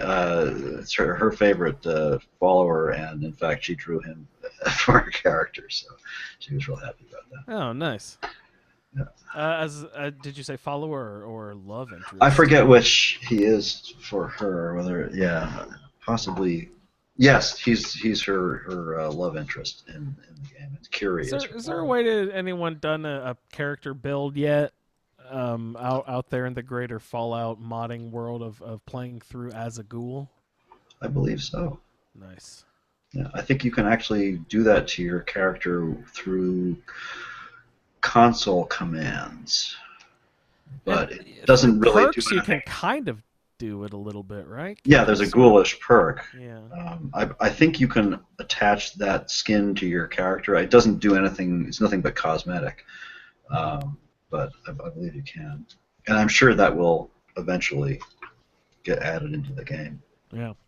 Well, if you can make your character look like Michael Jackson, you can definitely make it look like a ghoul. That's true. It's true. Just got to get that right Freddy Krueger texture to the skin. It's got to nail that perfect latex look there. All right. Well, next quest we have our 2 side quests for the evening, everyone. We have Confidence Man and Curtain Call. No particular order. I just assigned them in alphabetical. So, Confidence Man will take us to Diamond City, it looks like, again. Colin, would you like to give us a little breakdown of our adventures in Diamond City with the Radio Boy? Yes. So, when you enter Diamond City, they've got a little bar in there called the Dugout Inn. And you got a couple of friendly guys who run it, a couple of Russian guys. They're great. I think they might be twins. I'm not too sure, but they look similar and they're brothers. And the guy behind the bar, Vadim? When you first walk in there, he just wants to sell you stuff. He talks to you and so like and your follower. If you step away from the area where you can get into a conversation with the barman, with Vadim, your follower will talk to him. I had it both with Codsworth and with McCready, so you can sit there and have a little conversation between the two. It'll be quite funny. I don't know whether it'll do it with Kate or every one of your followers, but I think give it it a does. try. Yeah. And so when you return the next time, he makes mention of a problem with the radio, that he has to turn it off because all his customers hate. Excuse me, 1 second. I personally love Diamond City Radio. I'm not joking. I'm such a stupid nerd. I put it on at work. But it plays the same songs over and over and over again. I know. I'm surprised how many songs there are. There's like 40 songs or whatever. Yeah, there's a ton of them, yeah. But they're from the 40s, so every song's like a minute 12 long. You know, like they're really short songs. So they get, their playlist repeats itself very quickly. But Yeah. I'm sorry to interrupt, but I really do like Diamond City Radio a lot. I'm a big fan of that era of pop music. Yeah, I like the fact that one of the songs has a sequel. Oh yeah, I just paid attention to that the other day. It doesn't work, and he's like, "Oh, and if you want to hear the rest of the story, flip over the record or something." What he says. Yeah, hey, I ain't done yet. Flip this bitch over or something like that. Yeah, it's weird, and it has a part 2, and it keeps. It's the hacking and hacking. She's hacking and hacking and hacking. Yeah, there's part 1 and part 2 to that song. That's so funny. Chopping that beat. Yeah, so if you listen to Diamond City Radio, the Travis, the DJ, has no confidence in himself, and it's quite funny to listen as he's telling the stories, stuff that he's hearing from from the wasteland, from the Commonwealth, stuff of a vault dweller, and how it scares the shit out of him that somebody from Vault 111 is walking around, and then a Vault dweller, somebody helps out the Brotherhood of Steel. So the Brotherhood of Steel are in the Commonwealth. Oh my God, we're all gonna die! Brilliant. So you talk to Vadim, and Vadim says, we need to help Travis. Yeah, Travis is a good guy. He first makes out that we should take him out back and shoot him, put everybody out of their misery. But eventually it turns out they're a joke, and his brother's like, he's only joking. We like Vadim, we're a good friend, and stuff like, no, we need to help him out. So Vadim comes up with this plan to set up a bar fight between him and some guys that he's hired. So if you come back at 6 o'clock, and I'll have some guys here, and then you encourage Travis and get his back, and that'll get him some confidence. So you come back at 6 o'clock, and then there's these 2 guys, one called Bull, and the other one called Gouger, I believe. And they're saying, one of them is Bull is saying that your radio show sucks, and what are you going to do about it? And Gouger's like, ooh. Oh, no, you didn't. Like, yeah, oh, no, he didn't. And it's really, really bad acting. I don't know whether it's purposely bad acting or whether it's actually just bad acting. How dare you? I think it's purposeful. And then you encourage Travis to stand up for himself. And Travis is like, oh, I don't know if that's a good idea or not. And then McCready pops in and he goes, of course it's an idea, you goddamn girl's blouse. Now man up! Then, then you encourage him, he goes, alright, and he goes, alright, you just be quiet there, you, or, and then Bull goes, what, you gonna say or else? Really? You gonna say or else, man? And he goes, well, or I'll hit you. And I leave, and then you get in a fist fight, and you and Travis punch the guys a few times, and then knock them on their ass. But it turns out that the Bull and Gouger didn't like getting the beating that they got, so they leave very unhappy. But Travis gets his confidence back, and he leaves. Sorry. Not feeling too good. So Vadim comes up with another plan to help him get him more confidence. Is that Scarlett, the barmaid, She sometimes looks at Travis, and Travis sometimes looks at her. And if somebody who wasn't her employer told her to go and talk to Travis, because Vadim doesn't want to be known as a pimp, that maybe they should go and talk to each other and sort of see if they like each other and stuff like that. So you go and talk to Scarlett, which I don't know how I have to go and talk to him because I have no speech, but I managed to pass one of the speech checks. But I think she goes there anyway, no matter what you do. You can pay her. That was it. You can either talk her into it or you can pay her to go. So you end up being her pimp. Okay. Are the speech checks not like the lock picking or the terminal hacking, in that if you do not have the perk to do it, you cannot even attempt this master lock? Are the speech perks, are the speech checks so that you still might have a 2% chance of passing this, even though it's super? Yes. Well, do they turn red when you don't have high enough charisma? I even passed the red ones. It's always the same. It's the yellow ones are easy to pass. The orange ones are medium difficulty, and the red ones are really difficult. So it's not saying red isn't saying that you won't pass it. Was it red is basically saying you need that's a very interesting. high charisma. They don't step it up like they do on lock picking and stuff like that. Yeah, they don't lock you out. Yeah. It used to be that that way in the previous games. In New Vegas and Fallout 3, they locked you out of the speech checks. Yeah. If you needed 25 and you had 24, you weren't going to pass that check. Interesting. Huh. Crazy. Can somebody else take over? I'm having a bit of a coughing sorry. fit. Okay. Well, sorry. Where were we? We were getting the... Scarlett was visiting Travis. So you speak with Travis at the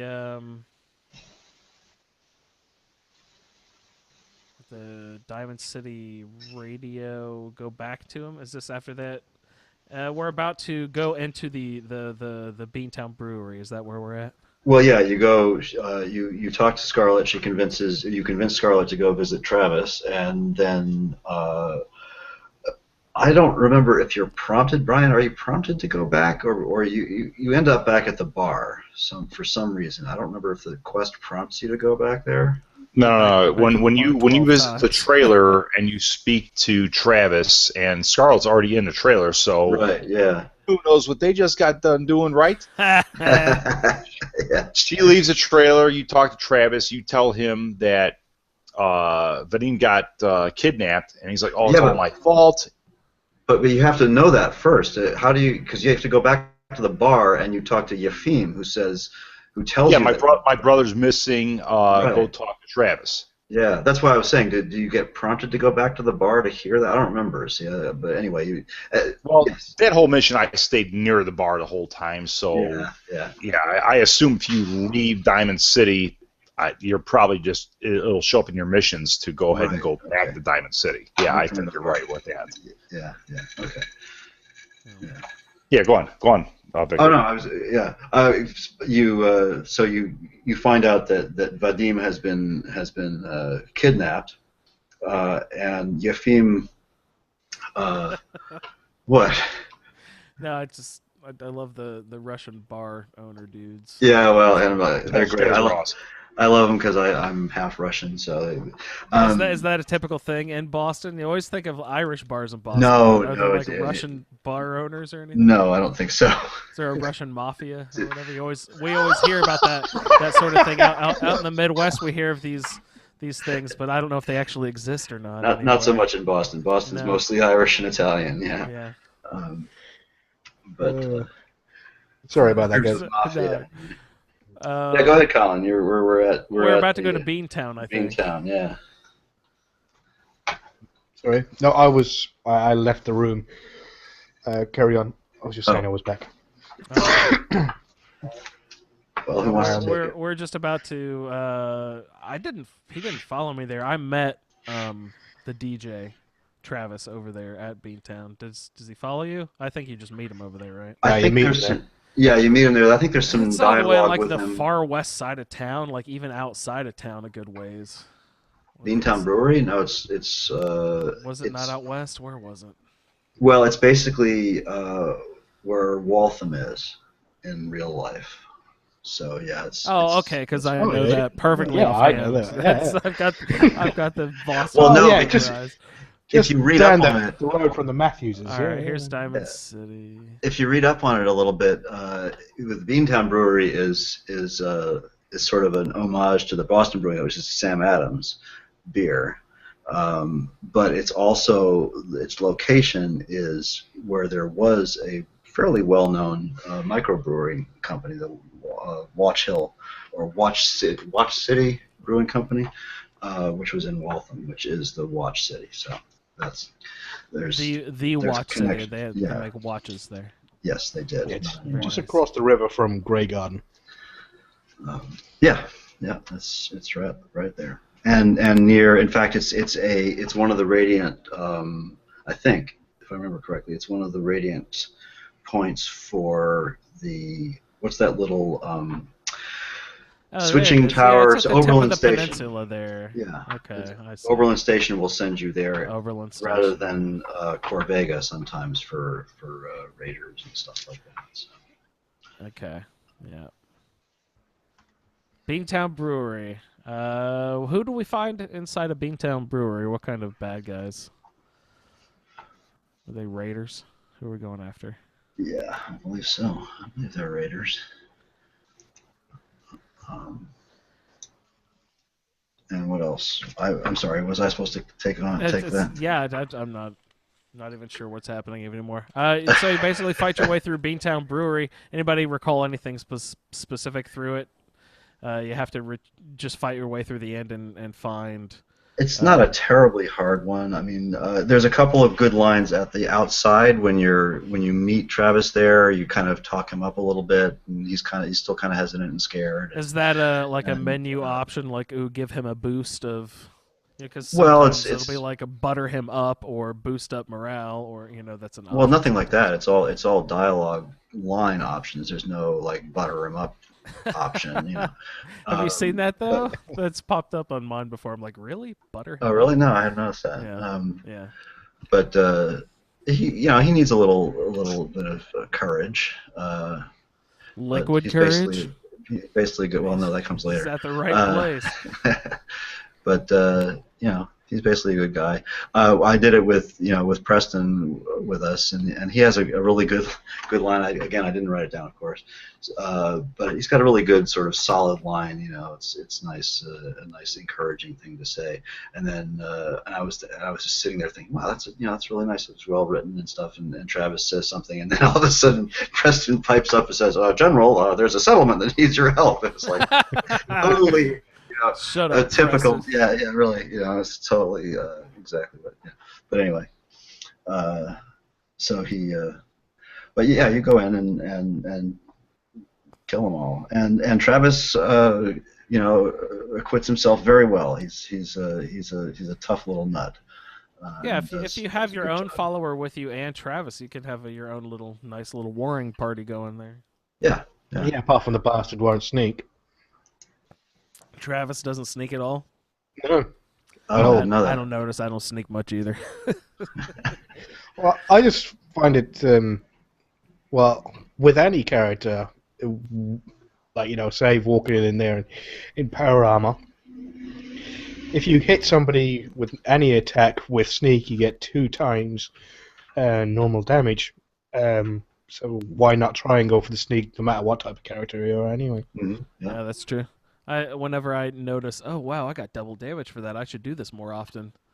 But yeah, no, Travis just walks in there like a string bean and wanders around with his little pipe pistol and his jacket on, like an idiot. And I couldn't sneak around there for shit because he just kept on, alerting everybody in the entire place that he was there. Oh no, that sticks. I always hate it when you're whoever's, it's not really your follower, but whoever's with you will tip off all your enemies that you're in the room. Let me ask, how many times have you guys played Confidence Man through your character playthroughs? I mean, This was my single first time here. This one. Okay. I've only done it. I think I've done it 3 times now. And Colin? Sorry. I done it once on my first playthrough because it was a quest, so I thought I'd do it. But I regretted it. I prefer the original Travis, OG Travis, Nervous Nelly Travis. Yeah, we did. And in my second playthrough, I talked to the barman, but I'm not doing the quest with Travis. I'm going to leave him as the nervous guy. That's awesome. So, Victor, when you did it all 3 times, did you have to take Travis with you all 3 times? I'm not sure about the have to part. I didn't really question it, so I don't know, honestly. I just assumed I did, I guess, so I did. Okay, I was only asking because of something that Colin brought up earlier is like, do things that you do through the game also depend on your play style? Now, Right. This character that I'm playing now for the roundtable, yes, I had to take him through because I'm more of an agreeable character. The previous character was probably level 30 by the time I went and did this mission. She was already a badass. I mean, she was a tank. So when it came to the point where I met Travis outside of the Beantown Brewery, I had the option to say, look, dude, you ain't got the nuts to do this. Go home. I'll take care of it on my own. And I went into the brewery all by myself and went in there and fucked all them dudes up. I don't know if I guess I don't, because with the little dialogue wheel, you really don't know exactly the full extent of what sometimes each of those lines it turns is. out to be exactly the opposite of what I thought it would be. I'm like, right, which really? I like, actually. Really? I kind of like that. So I guess I've never picked the right one to get that option. I mean, there are other quests where you do have that option where you can say, I'll go it alone or whatever, yeah. Yeah. No, this one straight out said it was the dialogue off to the right. It said, look, you don't have the balls to do this. Go home. I guess I never paid attention to that. Pour them dudes up. Tuck your junk between your legs and go home. No, I guess I would not have picked that just to be in the spirit of the quest, where Travis really wants to be part of it because he feels responsible for having Vadim, kidnapped. So I guess I would always pick that. Okay. So. Yeah, I brought him through with me, but I think I do remember that being one of the options. Earlier on in the quest, at least this time, which is my 3rd time through it, so I'm in the bar with Harry and Preston's with me, and so the fight starts, and Preston, who is starting to have feelings for Harry, gets really nervous and pulls out his gun and kills them. Or killed one of them anyway. And so the whole thing gets like really crazed for a while there. There's people running all over the place and screaming and yelling and ducking and hiding behind things and pulling out their weapons and stuff. And so I sort of ran off to the side and let things calm down. But there is actually they built a script tree into the quest for exactly that contingency. And Vadim says something to the effect of, I didn't think you were going to kill anybody, and goes on, and then the quest just resumes pretty much where it would have if you had just beat them up.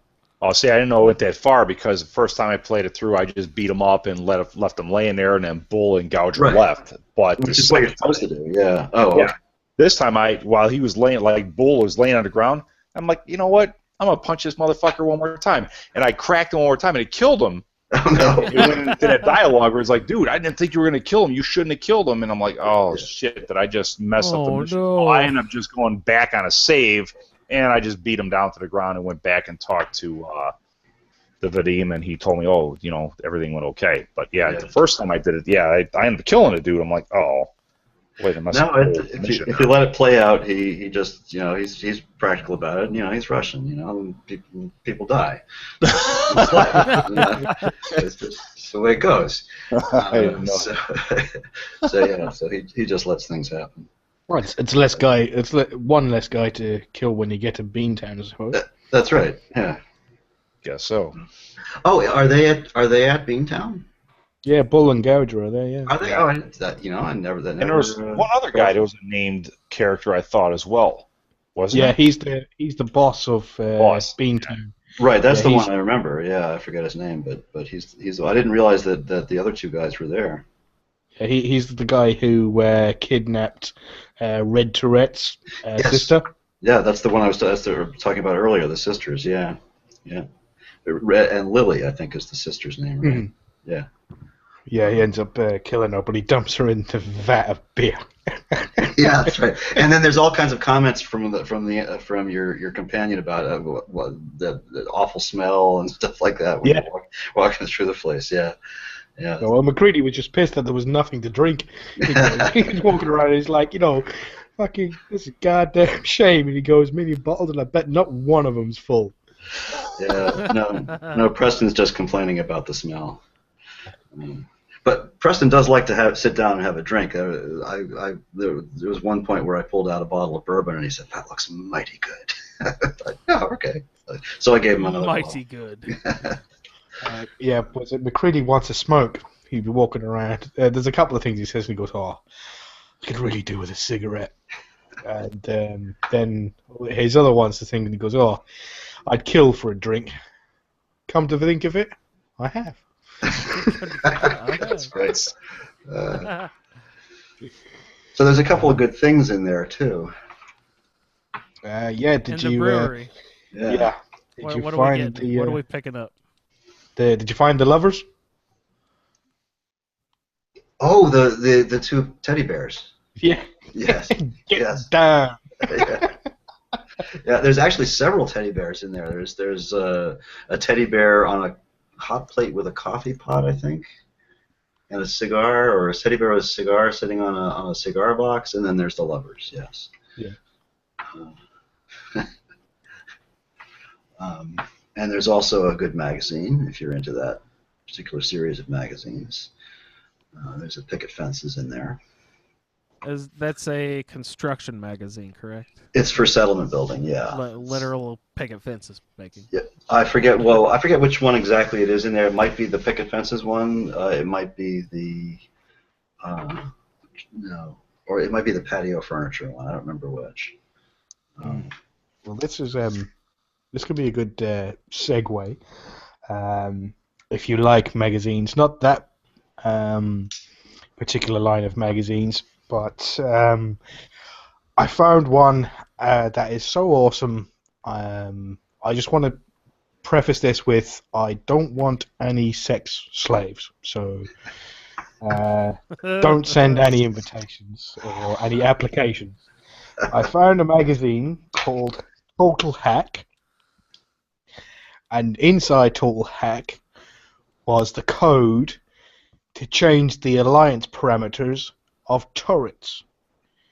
So if you can find the terminal that controls an enemy's turrets, you can change the alliance parameters so all the turrets nice. kill them. Isn't that also part of the or one of the higher level I was gonna say, that higher sounds like a levels of the perk. hacker perk? Yeah. I didn't know that because I don't put anything into hacker or lockpicking. or lockpicking ever. Yeah, I don't usually So either. they don't ever put that on a quest-dependent lock, then. They of course couldn't, for people just like Colin who never invest into. Well, no, Bethesda never does that. Even in any of the other games, there's always an alternate way in somewhere, whether it's a key that you can find or something. They the would never code lock. to the terminal. They never lock a quest out like that. No. Yeah. Which I think is great. I also like games that do, but I think in Bethesda games they never do that, which is fine. I don't want to have to level up to something or other in order to advance a quest. Yeah. Like, Good call. that kind of level up. Anyway. Mm-hmm. There's also a recipe in Beantown Brewery, which is part of another quest, which I think we're doing later, so we don't want to mention too much about it, right? Oh, is it a side quest assigned later? I don't remember. I don't have the schedule right in front of me. I don't remember if that's is. Does anybody else remember from the schedule whether it's part of one of our next? Because if it isn't, Yeah, you've got a long time to wait. It's the very last episode. The very Trouble last one. Brewing. Oh, Yeah, Jesus. okay. Yeah, it is at the end. Yeah. So anyway, there's an item in Beantown Brewery that you probably want for that quest later on. Is that a recipe? Yeah, it's a recipe. It's a beer brewing recipe. Okay. So. All right, so Confidence Man. My main problem with Confidence Man is that, and I haven't brought this up. I didn't bring it up on the last episode. I didn't bring it up until just now. I brought it up in past Fallout Feed, just the normal Fallout Feed podcast before. But I have an audio glitch, and I thought it was just going to be for that one character, but it is carried over into my Fallout, or my my Roundtable character as well. I do not hear any dialogue at all. I hear no speaking voices. I hear plenty of speaking voices until you enter the dialogue cutscene, and then all the voices go away. But I do not hear the dialogue if I'm looking at someone outside of the cutscene. I have to be like standing where my ear is pointed at them and I'm looking like a 90-degree angle away from them. And then I can hear their words just fine. I've read a couple things online saying, oh, this because the way your audio is set up, you've got it set for surround sound and you obviously only have stereo. It's thinking that you're trying to do surround sound, so just change it to stereo. I've done that. I've done all the things that I've found suggestions for online, and I cannot figure out how to remedy this audio situation. It definitely sounds like a weird stereo glitch. Yeah, it sounds like it's set up for surround sound, but I only have stereo. But that is not it. So I don't know what's up. But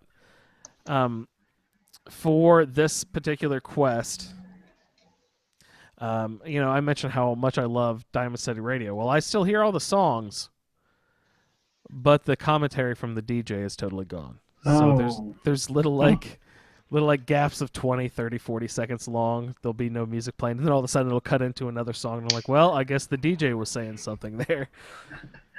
That's too bad. Yeah, so I miss out on all of the big changes that happen once you save. Did you try hitting the Xbox with a hammer? Punching it, yes. I sat on it for a little while. That didn't. I recommend a dead blow hammer. They're the best kind because they don't. How about a super sledge? Yes. Oh, I found my first one of those the other day. It was from that traveling merchant that Brian brought up, that weapons lady. Cricket. Yeah, exactly. Cricket had a super sledge. I was like, Cricket the crackhead. I wish I had enough money. I did not want to invest 3/4 of my caps on one weapon that I didn't even have strong yet either. So, but speaking of strong, I do have strong now because of our next quest. Yay! What was that? Are you not into strong, Brian? That guy's an asshole. It'd be a pretty pain in the ass if you drew him as a follower. I am as a follower, so thanks, Colin. You're welcome, Sam. I don't like to take joy in... Oh, I can't even finish that sentence. You cannot tell a lie. Oh, well, our last quest here, speaking of strong, is how he comes into our lives. It's called Curtain Call, and it's a really straightforward quest. Not a whole lot of description to go into it.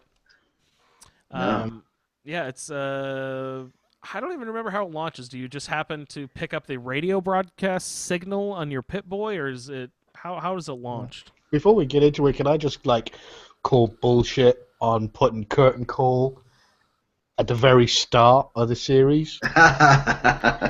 Trying to do Tenpenny's Tower or whatever it's called. Trinity. Yeah. Trinity Tower on level at level 12 or something. No, it's what am I at right now? Bullshit. I don't even remember what level I am. I think I'm only at 16 or something still. I think you could probably do it with a low level. I'm about to hit 17, yeah. So I probably did it at level 14 or 15. Yeah. Well, do you have a lot of stealth, or how did you make it through? Me? Yeah. You'd be surprised how awesome Curie is. Her laser blast is Ah. pretty Okay. powerful. Yeah. Yeah. Um, yeah, my automatic weapons do 40% more damage too. I don't know if that has anything to do with it, but Mhm. me, lots of reloads. I die a lot. I'm not too careful with sneaking around and stuff. I just kind of barge in. Oh God. Actually, now that you mention it, there was one that had a minigun. That's where I got my first minigun. Was from this quest. There's Yeah, at the boss does. Yeah, Fist. Fist has a Fist. I was going freaking to call him minigun. Flint. Flint. Yeah. Yeah, another mutant asshole. Yeah. Yeah. But of course, Strong just thinks the world of Flint. But No, it doesn't at all. yeah, but yeah, I reloaded a ton of times there at the end with the minigun. I kept getting torn to shreds. Yeah. But basically, you find, as far as I remember, this is how it went. I found every once in a while, and your pit boy will alert you that you have found a new radio broadcast. So I found a broadcast signal. What must have been some sort of distress signal, I guess. And it led me to the Trinity Tower. And Trinity Tower is like it sounds, a skyscraper, but it is broken down. It's really rough. There's some working elevators inside. Each level you work up, there's still more levels of super mutants. What are those hounds called? They have? Are they just called mutant hounds? Yeah, Mutant hounds. yeah. And they, by the way, they drop really good meat if you cook it. Oh yes, Good. yes. Yeah, it's good for you. And it not only gives you replenishes your health. I think it actually gives you some It's either minus action points or minus radiation or something. Yeah. It knocks off 50 rads, I think. Yeah. Well, that's good. I like that sort of thing. Excuse me, got the coughs tonight. But after you find this distress signal, you make your way up to the tower. A couple elevators. Lots of different flights. I can't imagine how many super mutants. At least I would say probably 10 at least on the way up. And Fist has a minigun on one of the final platforms that you get up to. I died so many times, but it's fine, guys. You just keep trying. Gosh, yeah, I hate to admit it, but I think actually what happened, how I finally passed it was one of those things where I got stuck down a hallway and he couldn't see me for some reason. You know how sometimes Bethesda will have that weird quirk. Oh, you're standing in this weird section. Oh, they can't see you, but you're still just blasting them in the face. Eventually, I had to go ahead and take that because that's the best I could do with this low level. That's fine. You know something? Right. That's gaming the game. I mean, I feel no guilt about that at all. I never feel bad about doing that sort of thing. Yeah, totally. No, I mean, but that's what I had to do. Right, get something stuck behind, they're trying to run against the wall or something like that. Yeah, totally. And for the longest time, I was wondering, man, why is my status menu, why does my guy got his stupid tongue hanging out? I'm taking stim packs. What the hell's going on? That means you're addicted to something. I just now realized that. I was taking so much Jet to slow everything down with his minigun. And what's the one that partners really well? Is it Psycho and Jet that partner really well? I think it's the damage resistance and slow time and more damage. Yeah. I was just pumping all the meds I could, and it's really tough. At this low level, super mutants are still kind of tough. Now, Colin was just saying that he has his weapon where he's, one-shotting super mutants left and right now.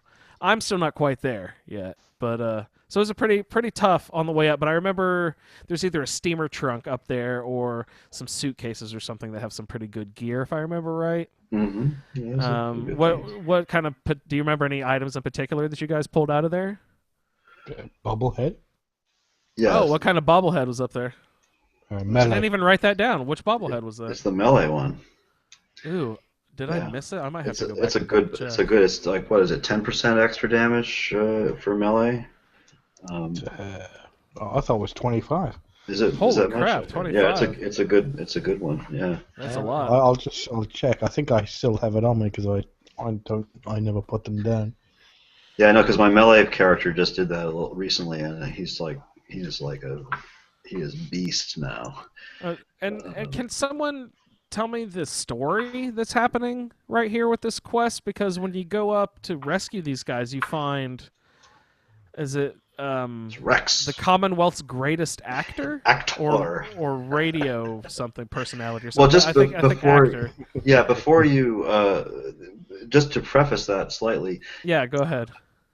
you don't have to pick up the radio broadcast. That's not the only way to get the quest. Well, Okay. it is, but it isn't. In other words, if you go to if you find WRBR, which is the radio station, which Is that an actual real station?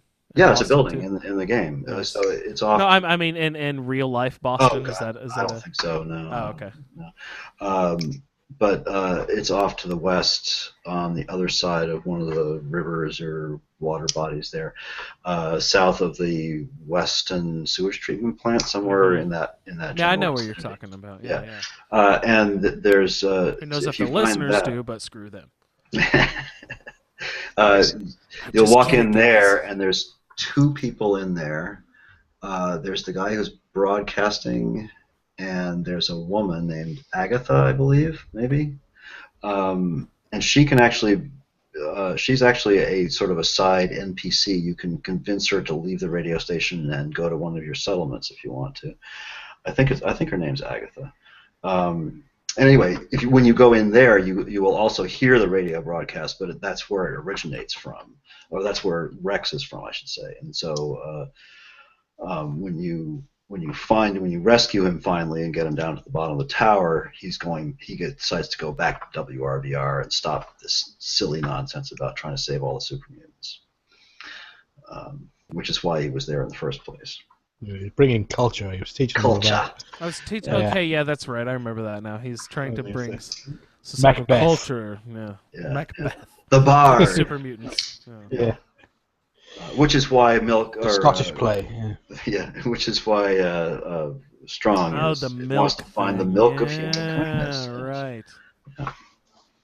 So, Some Shakespeare BS. yeah, that's stupid shit. That stuff I always read the cliff notes, you know. Yeah. I always sound so ignorant when I say it, but I was never a huge fan. I always had trouble digesting it, but Yes, it's a tough digestion. so what else is going on here with Curtain Call, you guys? What else did you want to say about the quest? Getting outsmarted by a super mutant makes you feel pretty bad about yourself. And actually, I think yes, that, and also going down can be one of the harder parts of the quest, especially if you are a melee character and you don't have any I didn't even weapons think on of that. you. You don't have any, ranged weapons or anything. So you sort of have to duck in the Just elevator duck and hope and for the hide and best. run. Yeah, and put stim packs on. Get behind Strong. On the quick key. Yeah, it can be difficult. I didn't even think of that. That's funny. Yeah. That was the one good thing about being a sneaky character. Yeah, I was hiding in the corner. Or Molotov cocktails. Actually, I think cowering is a better word. Yeah. And it's funny because that's the first time I ever I got killed going down there. That surprised the hell out of me. So I was also saying I was thinking it was the last episode of the Fallout Feed. I was talking about where I was going to my settlement, and I passed through Murkwater construction site or something like that. I think it was called. Is that where Brian lives? No, sorry. So it's not Murkwater. Where was it? West Everett Estates. Is that it? There's loads. It's totally covered by super mutants, and there's a I've forgotten the name of it now. There's like a little bunker that a family has built inside, and there's a little story there. Is it the little mobile home park? Where you're talking about? And there's a radio broadcast from there too, isn't there? I found a mobile home park. No, that's down south. This one is over past to the right of Covenant, right opposite Taffington Boathouse. Oh wow! and it's over the side, and you go in there, and it's basically like a construction site. Like it looks like Sanctuary Hills. It's very similar to Sanctuary Hills, but it's only half constructed. Wow. It was in the middle of being built, and it's full of super mutants. And there's a named super mutant there called Hammer. And you go through the entire thing, and you're killing all these super mutants, and you finally get to Hammer. And Bastard has a fucking a missile launcher and about 1,000 missiles. But you finally kill him because, well, you basically sacrifice McCready and send him after him, and then you take him out from the side. But in the room where Hammer is, you find a holotape, and you play it, and it's actually a message from Hammer to Fist. Oh. And Hammer is saying, "Oh, hey, Hammer, I finally got a human." No, that's it. It first starts off, a Hammer turns around, and he's like, "Human, have you got it working now?" And you're mumbling of, yeah, I got it working now. Good. Where he crashes his skull in. And it goes, "Fist, this is Hammer. We have found this great place where humans have built an underground place." And he goes, "We offer you these weapons. You come, we raid much. Okay, human, turn off machine now. Human, there's no time for sleeping. Hammer figure out on own." And then it turns. He crushed his skull. That's awesome. I'm only sad that I didn't have what's his name, Strong with me at the time. I would have loved to have seen if there was anything like, him and Hammer or anything like that with the fight between them. That's awesome. Yeah, well, I haven't been there, and I do have Strong now as a companion possibility, so I'm going to try to find that place with him. Yeah, it's right across the river from Taffington Boathouse. Okay, I'll go look for that.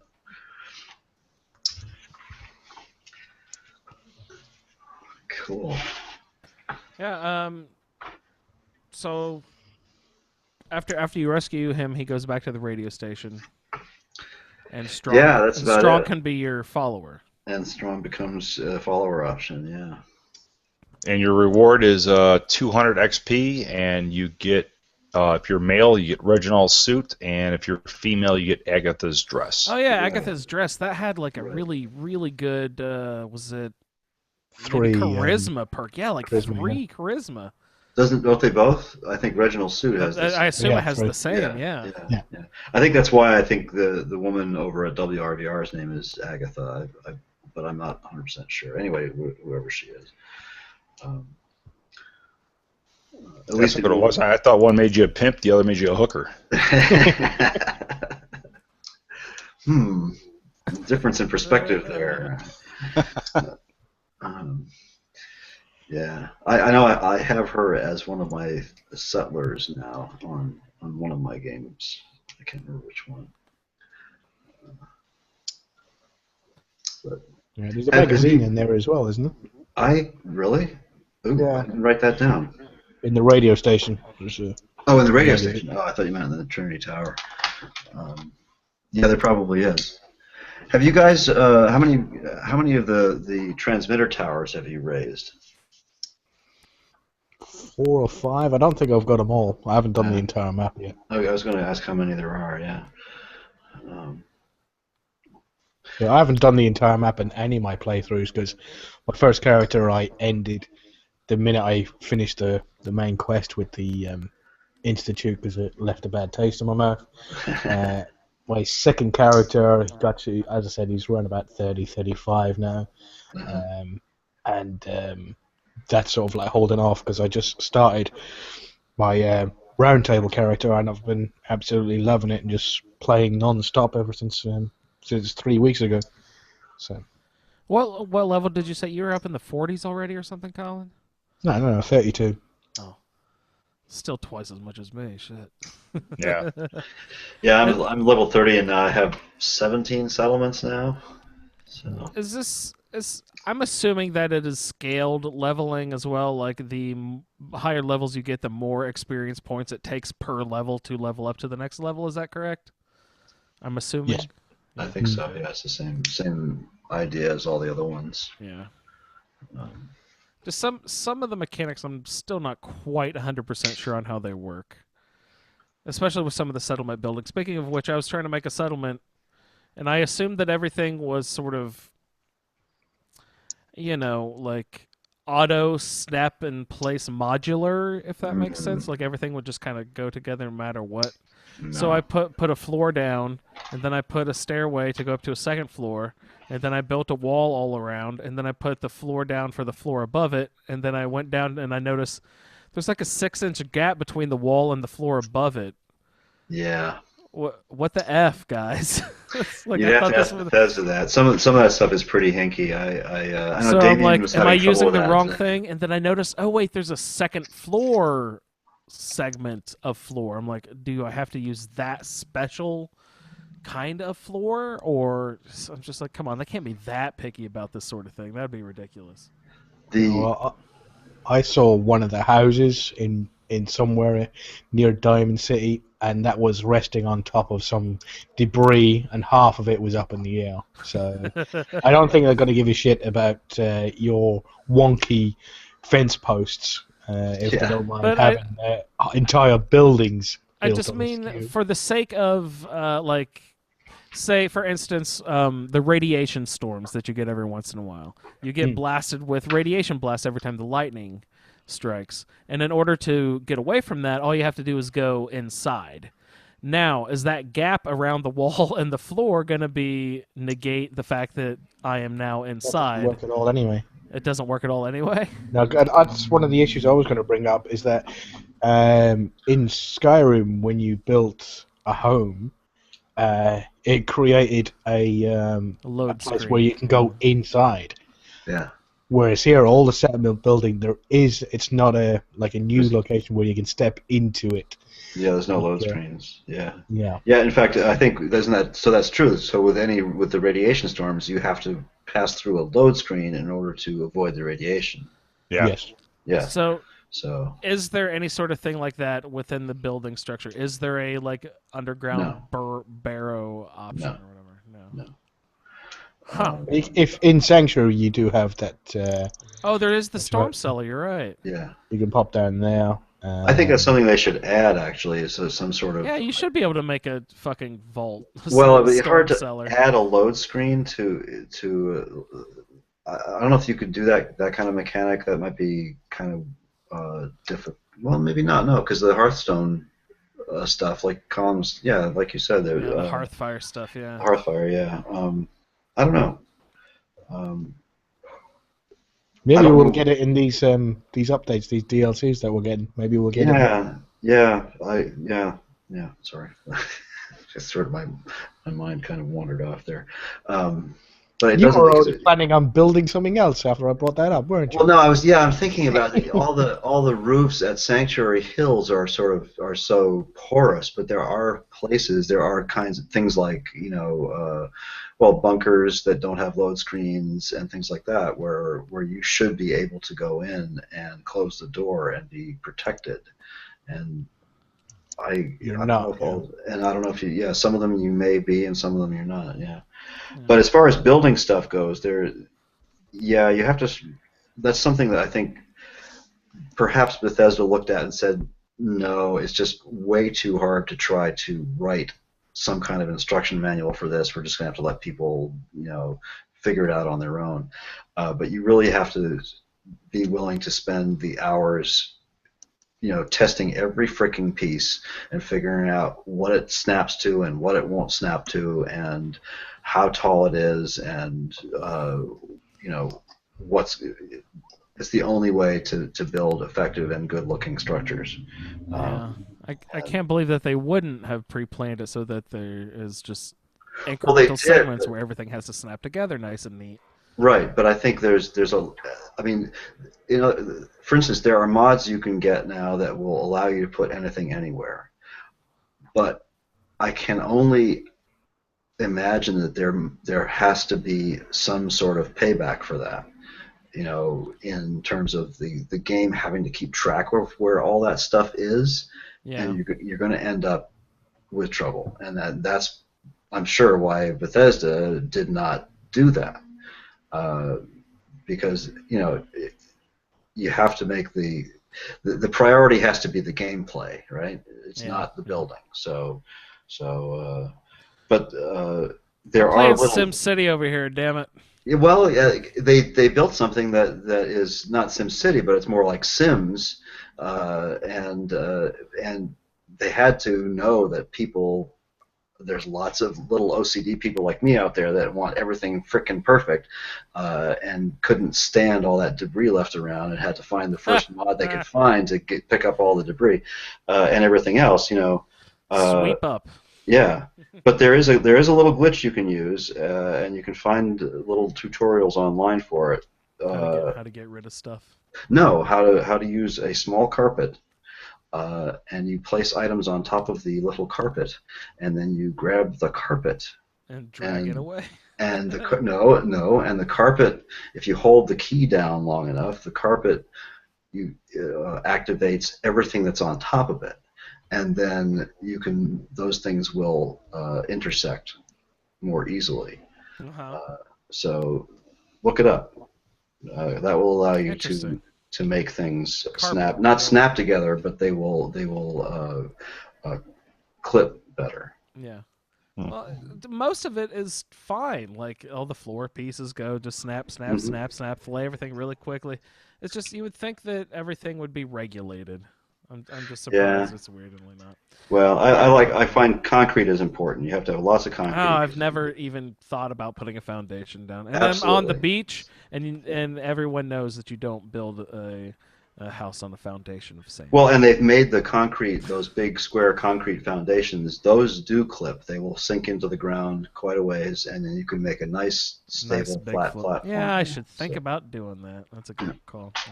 Well, what else do you guys have that you want to get into? What's that, Colin? I'm sorry. Where is the concrete foundations? It's in wood structures floors. Wood structures and floors. Okay. Yep. Nice. Bring up any last subjects you guys would like to get into for this evening before we start closing down shop for the evening. Anything else you guys would like to get into? Any special stories? Any funny stuff? No, I think we can save all that for the next episode. All right, sounds good. Well, just a tip: don't light off a mini nuke inside a building. Yeah, I don't know if I've ever fired a fat man yet. Well, don't. I've got heavy weapons as my thing, so I'm gonna have to eventually this playthrough. I still haven't even opened up a point of the heavy weapons or anything. I haven't even really been exposed to too many yet, so I'm gonna save that for a little bit later in the playthrough, I think. No, they're great. They're great outside, but inside they're not. Use your indoor voice. That's right. Yeah. Use your indoor nuke. Yeah, your indoor toys. Exactly. All right, Colin, Victor, do you guys have anything last tidbits of wisdom on our way out? Always pick up cans.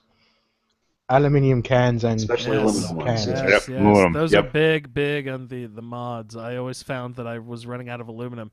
In my last playthrough, I had to sneak a bunch of times over to the Institute. Had a ton of aluminum, so I would go and take all those little instrument things that they never used.